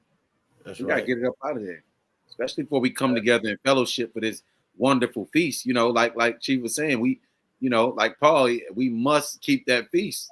Can't wait, man. We're looking forward to it. Yeah, man. That's all we've been looking forward to. Yeah, this and what you said about earlier about the heart, we're gonna get the kingdom through the hardness, man. Mm-hmm. I got a precept to go right along with that in 2 Timothy 2 and 3. It says, "Thou therefore endure hardness as a good soldier for Yahweh Shai." Right? We gotta endure. We got to endure. Man. This ain't Dorothy in the yellow brick road. You're not seeing no yellow brick road. We're going to see no wizard. No. He gonna give you all your that the road they think they're gonna take you right to the wizard, and he gonna come from behind. He gonna come from right behind that curtain because he done had you fooled the whole time. Right. That's Christianity. That they on the yellow brick road. That's a great analogy. Man, I was just thinking that. I was like, man, I ain't gonna say that. Yeah, that's what it is. I'm gonna say it. You know me. I'm gonna say it. I'm not gonna say it. They know what it is. Captain, let me make it plain upon table. They know. I'm gonna pull it out. Straight up. God. But there's so many things like that can cause you to have this leaven, or that can cause you to not be sanctified during this time period. There's like we already talked about lust. We talked about social media, because that's just literally a distraction that causes you to envy, because that's all you see on social media, really. Influencers doing this, doing that. We talked about lust. One thing I did want to point out is that Job, he said, "I'm going to make a covenant with my eyes." He said, I ain't trying to go off like that. Over this little thing, man, I'm going to make a covenant with my eyes. I think that's that's Job. Job 31 and 1, I think. I want to say it's Job 31 and 1. Can somebody grab that for me? If I can't. 31? Yeah. Was it Job 31? Right. Yeah, I know it's near the back part of Job. No, you got it. Job 31 and verse number 1, it says, "I made a covenant with mine eyes. Why then should I think upon a maid?" There you go. Like Yeah. He said, I'm gonna look away. He said, I'm just not gonna look. I made a covenant with my eyes. Just to go with you on that. And that's one thing, you know, especially for men, you know, leaven can be your eye. I mean, well, what you see, the Most High, you know, even in, what is that, Sirach? It's either Sirach or Wisdom. Wisdom of Solomon is telling you, you know, it's certain things. It says, don't even look on a pretty woman. You know, don't sit with a married woman. Don't sit with Sirach. a singer. It's Sirach, yeah. Don't sit with a woman that can sing. You know what I mean? It's telling you, right? That's leaven. You dealing. It's not that it's not sin necessarily, but it will lead to it. You know what I mean? Right. This thing will lead. You're gonna feed it. It's gonna grow. It's gonna grow into sin. So yeah, like you said, your eyes. You know, your eyes can take you there, man. You know what I mean? And that's why he said, if your right eye offends you, pluck it out. Right. You know what I mean? If it's gonna cause you to sin, get it away. You got to do something, King.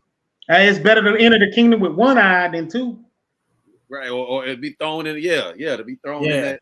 Yeah, or be thrown in that lake of fire. I lose an eye. Shoot, I lose an arm for the kingdom. For the kingdom, when they say a leg and an arm, hey, for the kingdom, give it up. Yeah. Man, another thing.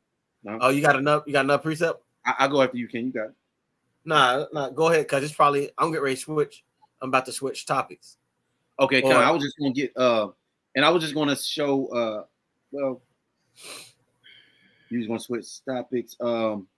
Yeah, because I'm just moving forward from lusting. I want to go into some other things that might cause you to lust. That I think that are common to most, you know. Well, this one precept, I'll save it to the very end. It's just really just a point. Sure. So, yeah. It's okay. Yeah, we're good. Because you know, I don't mind pulling out the precepts. You know, it's hey. No, okay. We can bring it out a little later. Hey, Chief, can you bring up that? That comment by our wonderful sister, Sunshine, the first Timothy. Yep, that one. Because that's where we going. That's where we going. Yeah, I got one. Yeah. The love of money. Mm-hmm. Money. People, hey, I'm gonna go ahead and read that out. That's 1 Timothy 6:10. For the love of money is the root of all kinds of evil. Man, hey, just thinking about that part in dealing with current events, Diddy parties. That's all I'm saying. That's all I'm saying. Man, that's right. That's right. Hey, that's real fitting, man. Yeah. Damn. We went there. For which some have strayed from the faith in their greediness and pierced themselves through with many sorrows. Wow. That hit that right on the head. Man. I was like, when she put that precept, I said, man, I'm got to tie that back in. I'm gonna run back to that one. Yeah. I got a precept for it too as well. Oh, go for it. Con. Let me get Baba Kashai. Let me see where I'm at. Chief, you mind give me can you give me John 12 and no, I think we already went to John. No, we did we go to John 12? No, I don't think we did John 12. Let's go to John 12, Baba Kashai.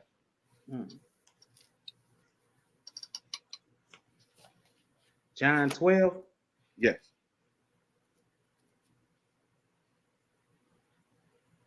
Which one you want? What verse you want? 1 through what is it? John 12, 1 through 6, Baba Kashai. 1 through 6. Yes, sir. Then Jesus, 6 days before the Passover, came to Bethany, where Lazarus was, which had been dead, whom he raised from the dead. There they made him a supper, and Martha served. But Lazarus was one of them that sat at the table with him. Then took Mary a pound of ointment of spikenard, very costly, and anointed of the feet of Yahushua, and wiped his feet with her hair. And the house was filled with the odor of ointment. Then saith of his disciples, Judas Iscariot, Simon's son, which shall betray him, why was not this ointment sold for 300 pence and given to the poor? This he said, not that he cared for the poor, but because he was a thief and had the bag and bare that was put therein. So this dog, you know what I mean? This dog done sold our Lord out. Hey, as a matter of fact, this dog done sold our Lord out. We know that he sold. Matter of fact, let me get that precept. He sold our Lord out for 30 pieces of silver. So he, you know what I mean? That was his leaven money. he might would have been okay if he wasn't no guy keeping the money. He could have been, you know what I mean, in Barnabas's spot or something. Let Barnabas keep the bag. But his leaven was money. Like sis just brought up the precept, like General was saying, his was money. So let me get Baba Kashai to tie it in. Matthew 27 and 3 through 5, Baba Kashai. Matthew 27. Matthew 27. Yes, sir. Okay, Matthew 27. And you say verse 5? 3 through 5. 3 through 5. Then Judas, which had betrayed him, when he saw that he was condemned, repented himself and brought again the 30 pieces of silver to the chief priests and elders, saying, I have sinned in that I have betrayed the innocent blood. And they said, what is that to us? See thou to that. Verse 5. And he cast down the pieces of silver in the temple and departed and went and hanged himself. And last verse number 6. Also, please. Yeah. And the chief priest took the silver pieces and said, it is not lawful for to put them into the treasury, because it is the price of blood. Price of blood. So this dog done sold the Lord out for 30 pieces of silver. Hey, look, when I was just looking it up, you know what I mean? It says 30 pieces of silver was the price for which Judas Iscariot betrayed Yahushua. According to no, where'd it go? It said man, it was giving me how much 30 pieces of silver would be. Yeah, here it is. It says at spot valuation of $28 an ounce. In 2021, 30 pieces of silver, this was a few years ago, 30 pieces of silver would be worth approximately $91 to $441 in present day value. He sold Yahushua out for less than $1,000. Don't that sound like some nigga stuff, man? Yeah. Man, come on, man. Yeah. He ain't even get man, come on, man. You can't even get a G. Yeah, man, come on, man. Damn. You know what I mean? That's some that ain't last nothing.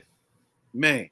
And then went and killed himself. So the money just, you know what I mean? And it wasn't just ignorant, man. And that sounds just like some nigga stuff, man. I was listening to not to say, but you was bringing up that Diddy stuff, and then it tied into the one dude they picked up for Tupac's murder. Right. Y'all heard about that? Keefe D. Keefe D. Yeah. Keefe D. They had an audio recording of him talking to the cops, talking about how Diddy had paid him to kill Tupac. And he was like, man, this is an audio recording now. The cops was like, man, they was like, what, did he bring it up or did you bring it up? He was like, no, he brought it up. And Diddy was like, man, I'll give y'all whatever you want to take him out. And they was like, Keefe D dude, he a gangster, and he hung around gangsters. He was like, man, right. These brothers over here, they was wanting to do it. And, they would have did it for $1,500. They didn't care. You know what I mean? They would have killed him. They would have killed Tupac for Tupac and somebody else. He was like, I think they was going to kill him and his brother, or it was somebody else that was kind of important. They was like, man, we'll kill both of them. It was like, man, they would have the other group, they would have killed them for $1,500. He said to Puff Daddy, allegedly, Puff Daddy offered him $1 million to kill, and they was like, oh heck yeah, you know what I mean? And that's what they did, But the point is, yeah, money makes us betray our own brother, man, our own brethren. Covetous, lusting, the root of all evil, the love of money. That's right. That's something that's deep, man. That's real deep. You know, you can't purchase the gift of God with money. Right. You can't do that, man. Let me get that real quick. Let me get that. I think it's Acts 8, and I'm gonna start at let me find that real quick. Acts 8. I start at I'm just gonna get to the point because General got to get his. I'm just gonna drop down to 20. Acts 8 and 20, so you can finish. Show you what Peter said. Watch this. This is exactly what I was looking for because we know about this money. Salaki. Start at 18, God. 18. Yeah. Yeah. That'd be better. Yeah. That'd be better. Yeah. This is the book of Acts, chapter 8, verse number 18. And when Simon saw that through laying on of the apostles' his hands, the Holy Ghost was given, he offered them money, saying, give me also this power, that on whomsoever I lay hands, he may receive the Holy Ghost. But Peter said unto him, your money perish with you, because you have thought that the gift of the Most High may be purchased with money. Man, that's powerful, man. You can't replace it, the gift of God for money, man. Right? Money gonna perish, man. And hear this, that made me think of that movie you brothers went and saw. What was it? Clarence. Yeah. It definitely fit in there. Because he did think he could buy the gift of God, you know, and fool the people with money. Well, he didn't even believe that God was real, but you know, the money, the gift of God with money, you know. You remember that scene where he walked in there? He's like, what I gotta do? He said, he's like, so I can be one of you. Yeah. They started cracking up. Man, that tell you, like, hey, you think you can buy your way into everything? They think money, because the Bible does tell you that money is a defense. Yeah, but it can't save you from everything. No, it can't. And then what's even worse is that you trying to chase the bag can put you into unrighteousness. Right. Can somebody get can somebody get me Sirach 31? Come.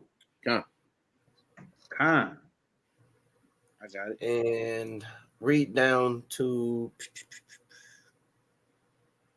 man, that actually I can almost read this whole thing, but down to 6. This is the book of Sirach, chapter number 31, verse number 1. Watching for riches consumeth the flesh, and the care thereof driveth away sleep. Damn. Yeah. Watching care will not let a man slumber, as a sore disease breaketh sleep. The rich hath great labor in gathering riches together, and when he resteth, he is filled with his delicates. The poor laboreth in his poor estate, and when he leaveth off, he is still needy. He that loveth gold shall not be justified, and he that followeth corruption shall have enough thereof. Gold hath been the ruin of many, and their destruction was present. There you go. Like hey, people be chasing this bag, and then they don't understand that all this stuff ain't nothing. Like Solomon said, all is vanity. That's all it is. That's right. Hey, you want a nice new car so people can see you in it. Vanity. Boasting. You only want the shirt that you only want a solid white tee that says Gucci on it because you think that it's gonna show people you got money. Money. Yep. Nice car to show money. Right? That's the only reason you wearing all these chains and stuff so people can see your money. Vanity. Yeah. But what, like we said right here, it said gold have been the ruin of many. And their destruction was present. Like you could see it. You can see how it's destroying them. As they're like they in the bag, like you see, like it's rappers, they have like this humble beginning, and then next thing you know, they on drugs. They doing all of this other stuff that they had no business doing because they had money, so they thought they had to spend it, they had to show it, they had to keep up with the Joneses, got to be doing what everybody else on the block is doing, not knowing that when you have money like that, you got a certain responsibility to yourself and to the people around you. Yeah. Man, it's just crazy. That's also brings judgment with that, you know, that boast and how you want people to see you jewelry on, got money and everything. You always gonna have another evil eye looking at you, man. A lot of brothers have lost their lives like that, man. From showing that they got all this fame and all this money, you know, that just let people know, hey, he got the money, let's go get him. I mean, you got to be careful. You got to be careful. Precept. Go ahead. I got a quick precept. Ezekiel 7 and Ezekiel number 7 and where'd it go? 19. Mm-hmm. They shall cast their silver in the streets, and their gold shall be removed. Their silver and their gold shall not be able to deliver them in the day of the wrath of the Lord. They shall not satisfy their souls, neither fill their bowels, because it is the stumbling block of their iniquity. That's right. That's right. That's right. Hey, that's a beautiful precept to wrap it all in. John. Hey, your money can't save you. Your money will bring you to destruction if you put it before the Most High. What's that? Matthew 6 and 32. I know, like it's either 32 or 33. Seek ye the kingdom. Yep, that's it. Look at Matthew chapter 6, verse number 33.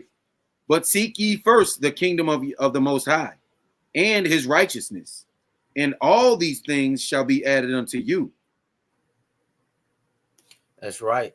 Like it's when you seek the Most High. Hey, actually, read 32 real quick. 32. For after all these things do the Gentiles seek, for your heavenly Father knoweth that you have need of all these things.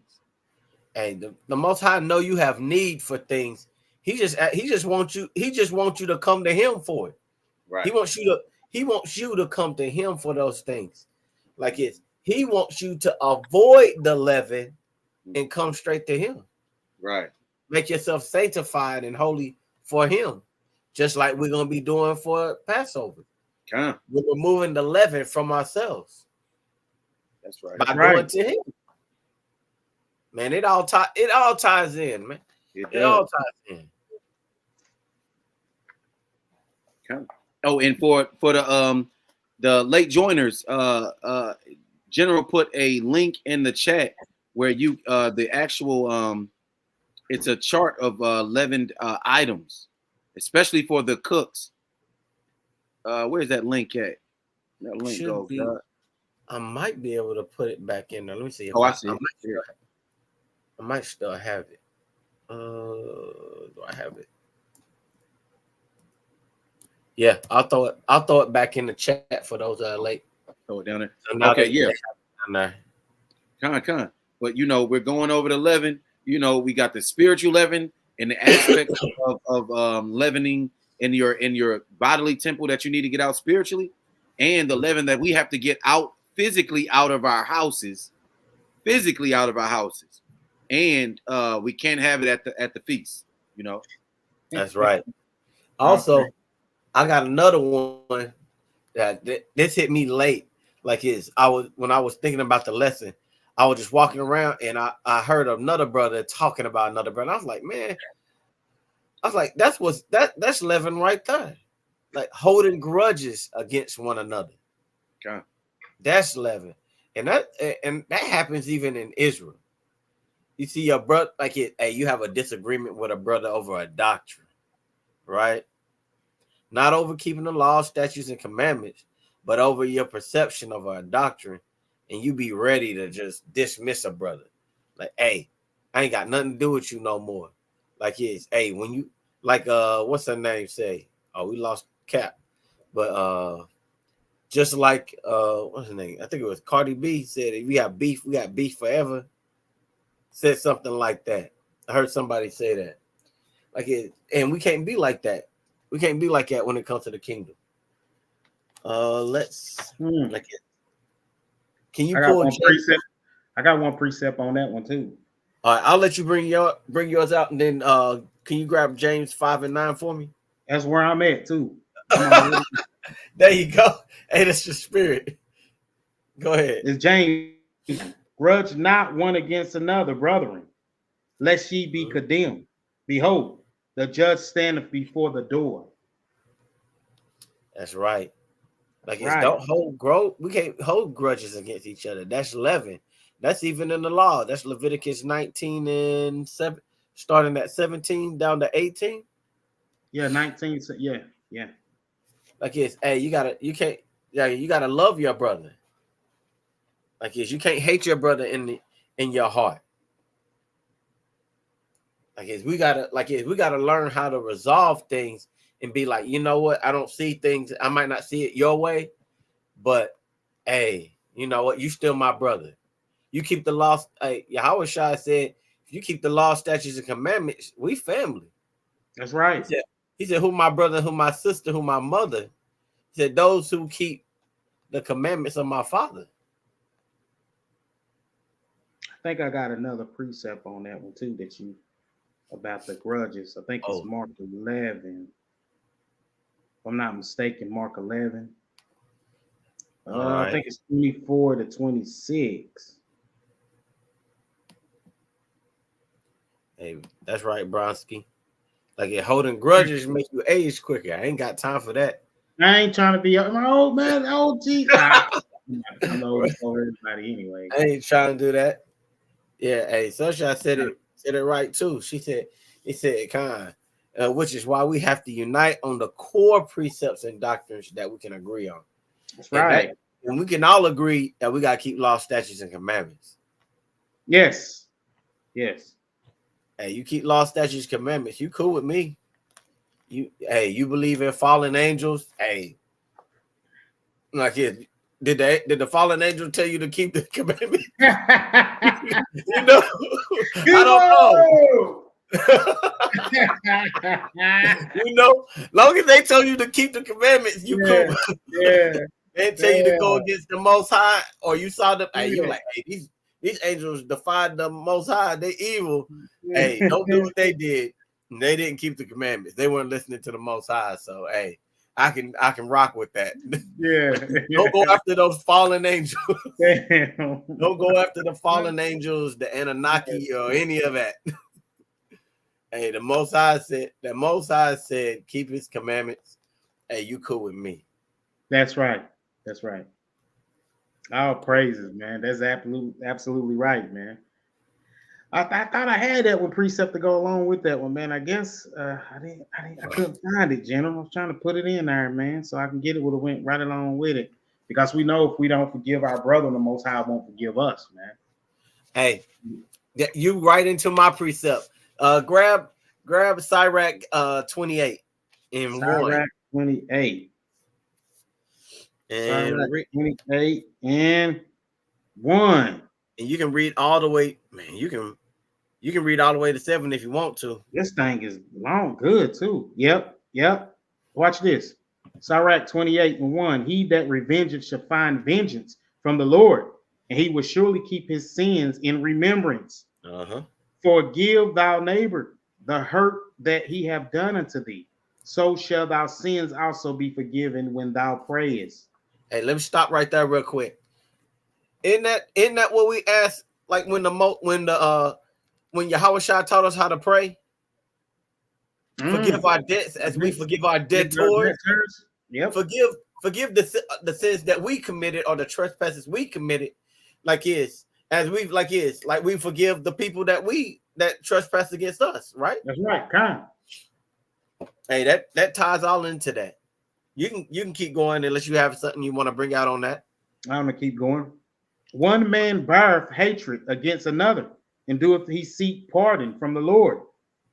He showeth no mercy to a man, which is like himself, and doeth he ask forgiveness of his own sins. If he that is but flesh nourish hatred, who will entreat for pardon of his sins? Remember thou end, and let enmity cease. Remember corruption and death, and abide in the commandments. Remember the commandments, and bear no malice to thy neighbor. Remember the covenant of the highest, and wink at ignorance. There you go. All of that's the saying. Hey, who who gonna pray for you when you ain't gonna pray for somebody else? How the Most High gonna forgive your sins if you can't forgive the trespasses of your brothers or your sisters? Like when they said this is the wisdom of Sirach, this was wisdom of like they must have been walking around just like sitting down with elders and be like, hey, what do you think about that? You know how you sit there and you let old people just talk, and they just give you, they just have all the wisdom. And that's where I think that, like, when I think about when I'm reading this, I'm just imagining you got an elder sitting down and he just giving you all this knowledge just so that you can write it down so you can share it with your people. I got 2 precepts to go on there with you. Oh, go ahead. Proverbs 10 and 12 and 10 and 18. Let's see. See if that's where I want to start. Hold on, let's see.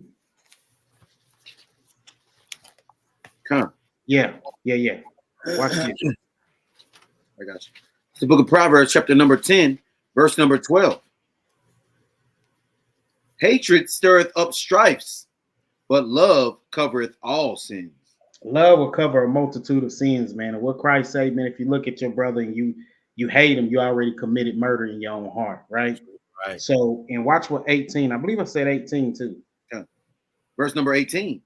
He that hideth hatred with lying lips, and he that uttereth a slander is a fool. You know, a lot of people can try to hide hatred with a lying lip, man, right? You often can tell. You look at somebody, I'm going to throw him out here for an example, somebody like Donald Trump. We know this brother hate niggas, man, but he somehow be trying to hide it with his lying lips, brother. You know, you can't hide it. You a fool, right? So we got to make sure, man, that we learn to not hate our brothers, man, because blood is thicker than water, man. And we need our brothers in this kingdom. We need together. I think about when the kingdom split, the northern and the southern kingdom, how Judah had to go get Benjamin, man, because, you know, the Benjamites ain't no plan. They warriors, man. They straight up warriors, man. And, you know what I'm saying? We don't need bloodshed or anything, man. The brothers just got to learn how to love one another, man, and make sure, man, that because love covers a multitude of sins, man. So it's a beautiful thing you brought out there, General. Beautiful. And you brought the, like, I brought out what happens, like, how he gonna forgive you if you can't forgive your brother, and then you gave us the remedy of it is to love That's your right. brother. That's right. You gotta forgive. You gotta forgive them the trespasses that they trespassed against you. Like Yahushua said, how many times must have, like they said, no, he said, how many times? They asked, how many times must you forgive your brother? And he said 70 times 7. God. Of course, he don't mean like you sitting there and you tallying it up. Man, this nigga done, I had to forgive him. This is 76 times. 70. I'm counting them. I'm counting them. Counting them. Nah, like if you do 70 times 7, you ain't trying to keep up with that. You ain't trying to keep up with that number. That's I don't know how many times. What did I tell you? This is the last time. Man, all right. Hey, is this hunt? Like Go ahead. It remind you of a, you know what I mean? That just sound like some of the niggas say, nigga, you done did this 77 times, man. You know what I mean? Dude, I'm tired of it. You done did this shit 77 times, bro. You keep it counting it, yeah. Right. Hey, Bronson got it. There it is. How many times? Look. This is what the Negro gonna be like. Oh, this is 480, 89. Hey, he crossed me now. It's over. Yeah. It's over. I ain't gotta forgive this nigga no more. Hey, you got one more time. Right. Literally. You know some wicked Israelite out there counting. You know it. Hey, put your tally away. Like, hey, you just gotta forgive your brother. That's all it is. It's a large multitude of numbers that you gotta forgive your brother or your sister. That's all it's saying. It ain't really want you to count those numbers. Man, I don't even think I can even keep up with that. Like, man, is that 200 or 300? Nah. Hey, I don't know. I just got to keep forgiving them. Yeah. And I think that'll help Israel keep that leaven out. Right. That really help them keep leaven out. I think that's a lot. Like if you talk to anybody, hey, I got a grudge against that person. You can't come together for something that happened in high school. He stole your girl Man, in high school. You still worried? You still on that? Hey, some brothers don't forget nothing. Right. At all. But man, like it, the key to this, the keeping leaven out is Ecclesiastes 13 and 12. Can somebody grab that? I got you. Come. It's the book of Ecclesiastes, chapter number 13, verse number 12. Salakia, said 12. I mean 12 and 12 and 13. Yes, Salakia. It's the book of Ecclesiastes, chapter number 12, verse number 13. Okay. It says, "Let us hear the conclusion of the whole matter. Hey, fear the Most High, mm-hmm. and keep His commandments, for this is the whole duty of man. Mm-hmm. For the Most High shall bring every work into judgment, with every secret thing, whether it be good or whether it be evil." That's right. Hey, the Most High the Most High knows that you got leaven. He knows that you got leaven. You're gonna hey, you might try to. Hey, man, these are my favorite cookies. I gotta keep these in the house. Man, I forgot. I can't just throw these in the trash. This is my favorite. Yeah. Nah. You really gonna play with your existence over some leaven? You really gonna play with your existence or your seat in the kingdom over a grudge? Yeah. Over some money? Over social media, envying somebody? Just like Cap said, like you gotta be content. Like you gotta be content. Like don't give me too much that I forget you. And like, man, I don't need the Most High, but don't give me so little that I have to steal. And then they're like, what that brother Israelite? Right. He supposed to be keeping laws and statutes and commandments. I just see him in a dollar store steal a bag of chips. Man. Right? Yeah. And all of that be for nothing. All of all the righteousness you did and the good name that you built for yourself went out the door.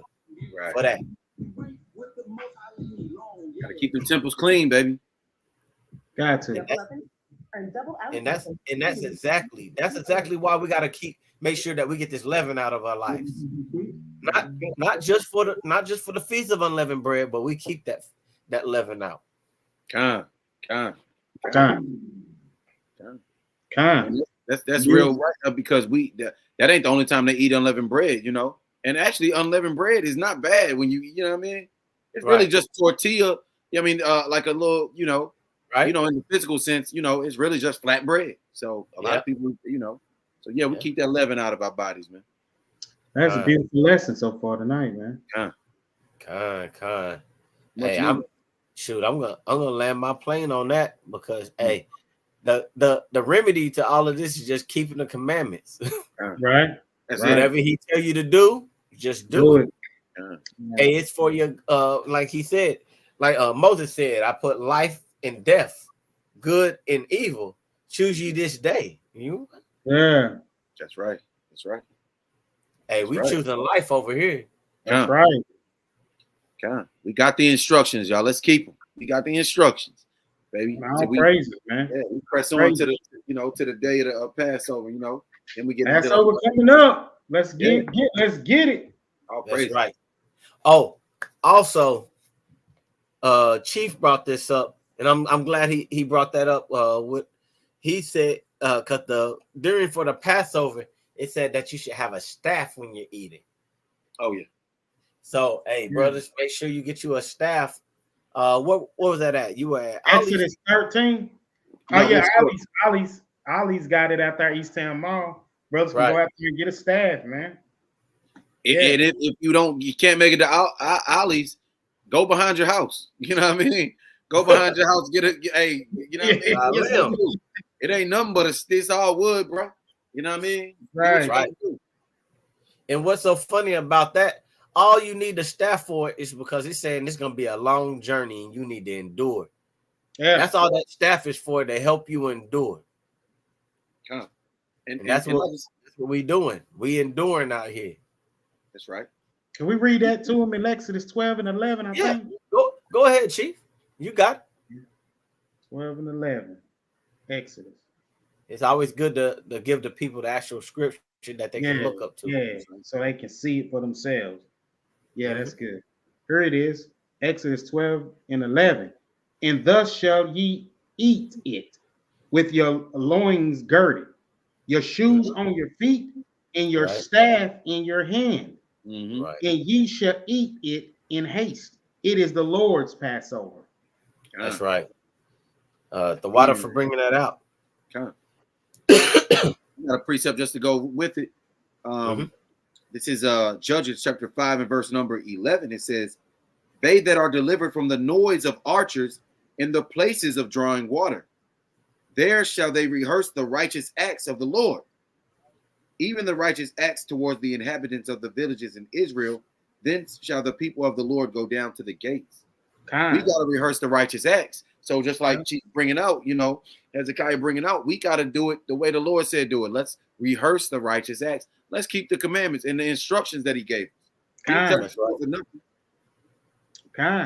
That's right. Hey, that's a mic drop for you on that last one, man. Yeah, that's right. See, Chief. See, that's when you pull out that microphone you got. Yeah. Drop it for real.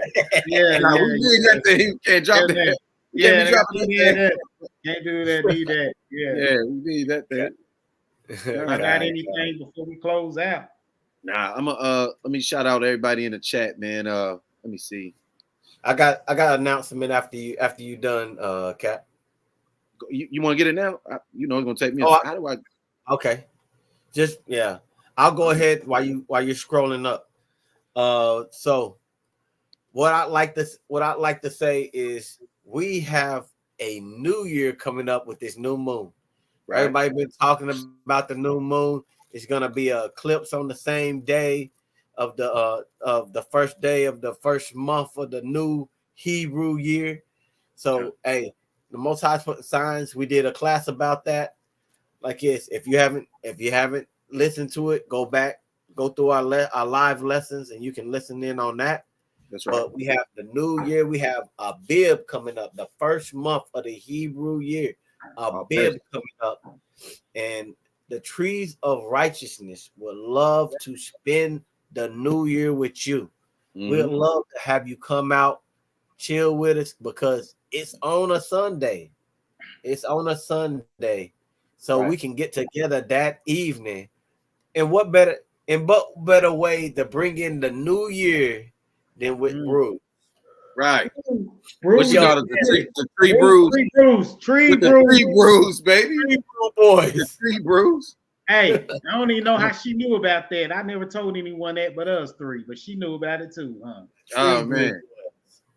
The tree brews. Hey, hey, Chief, it's just like Yahweh Shai said that Peter. It wasn't no but the Spirit that revealed this to you. Yeah. The tree brews. Huh? I know what it's about. Y'all know what's happening. But just to go on General's point, we planning on doing a cookout, Most High willing. The weather's good. We're gonna cook out, have a great time. Have some good food. If the weather isn't that great, if it's a little too chilly, rainy or whatever, we may be planning on going to a pizza spot. Going to a local pizza spot around the corner, and hanging out there and trying to bring it in and fellowship a little bit, Most High willing. And with that being said, if you do want to spend time with your brothers, you want to spend that new year with us, go ahead and hit us up on the email and just say, you can just put in New Year, New Year congregation, or you can just put first month, whatever. It's just let us know that you wanna spend time with your brews, for the new year, because we love to have y'all. We love to have y'all and show love to y'all for supporting us as we bring this truth out. Man. I want to give one shout out to the new subscriber tonight that joined us, man, to subscribe to our channel. All praise to the Most High. I want to give a shout out to Sister Sunshine. She made another donation to the Trees of Righteousness, man. To our cash amp, which is a beautiful thing, man, because you know, small ministry. We want to give all praise and glory to the Most High on that. That's right. Yeah, kind. Praise to the Most High. The water. So yeah. Like General said, April 7th at evening. That's the new year. You know what I mean? We love the fellowship with our viewers, our brethren. You know what I mean? I think I got anything else, y'all. Oh, let me hit the chat and so shout out to Sister Sunshine in the chat. Shalom Labella. Shalom in the chat. It was at Sister Deborah, my baby. Shout out, baby, in the chat. If you can hear me, Adrian. Shout out, Sister Hannah in the chat. You know what I mean, Sister there. You know what I mean? Faithful. Yeah. That's Hezekiah read. And then what is that? Sister Anariah. Yeah, Anariah? That's my other sister. Is that Anariah? Is that how you say it? Khan. You said that right. House of Nadab. Khan. Then we got DTA _ Proverbs 22:1. Shout out to the king in the chat. You got the rib in the chat with him. You know what I mean? Yeah, right. Khan. Hey, just to let you know, that DTA means death to America. Okay. That's awesome. Death to America. Hey, yeah, he got it in the name. All praise to the Most High for that. Right. Brother's a vigilante, huh? He ain't no joke. I'm telling you, you gotta meet my brother. Man, y'all love that man. God. Shoot. Shout out to the brother Bronk in the chat. All praise to the Most High. Got the brother Bronk, Sammy T, Shiloh, you know what I mean? The squad in the chat, Judy T. You know, I know I'm missing one. Where's I know I've seen it, daughter of Zion. Did I go past that? Yeah. Daughter of Sarah, daughter of Zion. Yeah. I must have passed it up. Yeah. Where'd the thing go? I see it up on the screen. Yeah, it's on the screen now. Man, I done passed it all the way up. Shout out to the daughter of Sarah. Shalom, sis. Shalom, man. Shalom. You know, hey, brother getting a little older eyes, man. You know what I mean? But nah, I'm gonna be just like Moses, man. They say his eyes and his strength didn't abate. You know what I mean? And Moses was 80 years old when he started his ministry. So, you know, most I will, I'll be like Moses, man. You know. Yeah. Shout out to everybody that joined us in the chat, everybody that will see the live. You know, amen. This is an exciting time. We got the new year coming up, these high holy days. You know, we putting out some good content. Con, sis. We beat them trees. Con. So shout out to everybody, you know, far and wide. All the 12 tribes of Israel. Shout out. Shalom. Hey, much love to y'all. Hey, we hope to see you at the feast day. That's right. Passover right around the corner. 22nd, not 22nd, the 21st that evening. That's right. Hey, we're gonna go ahead and pull that precept. I'm about to get out of here. That's right. Get our stuff up. Yeah, I got you. Isaiah 61:3. Oh yeah. Here we go. It's Isaiah 61:3. Mm-hmm. To appoint unto them that mourn in Zion, to give unto them beauty for ashes, the oil of joy for mourning, right? The garment of praise for the spirit of heaviness, that they might be called trees of righteousness, the planting of the Lord, that he might be glorified. All praise to the Most High. Calling on Yahweh. Only begotten Son. So Shalom, Israel, Kwam Yasharala. That's right, sis Sunshine. Israel, rise, baby. Rise. Get up. Let's go. I'm Captain Jehu. I'm Chief Yahmeh. And I'm General Hezekiah. We the trees of righteousness, y'all. Trees of righteousness, man. We're out. Shalom. We be the trees. Shalom.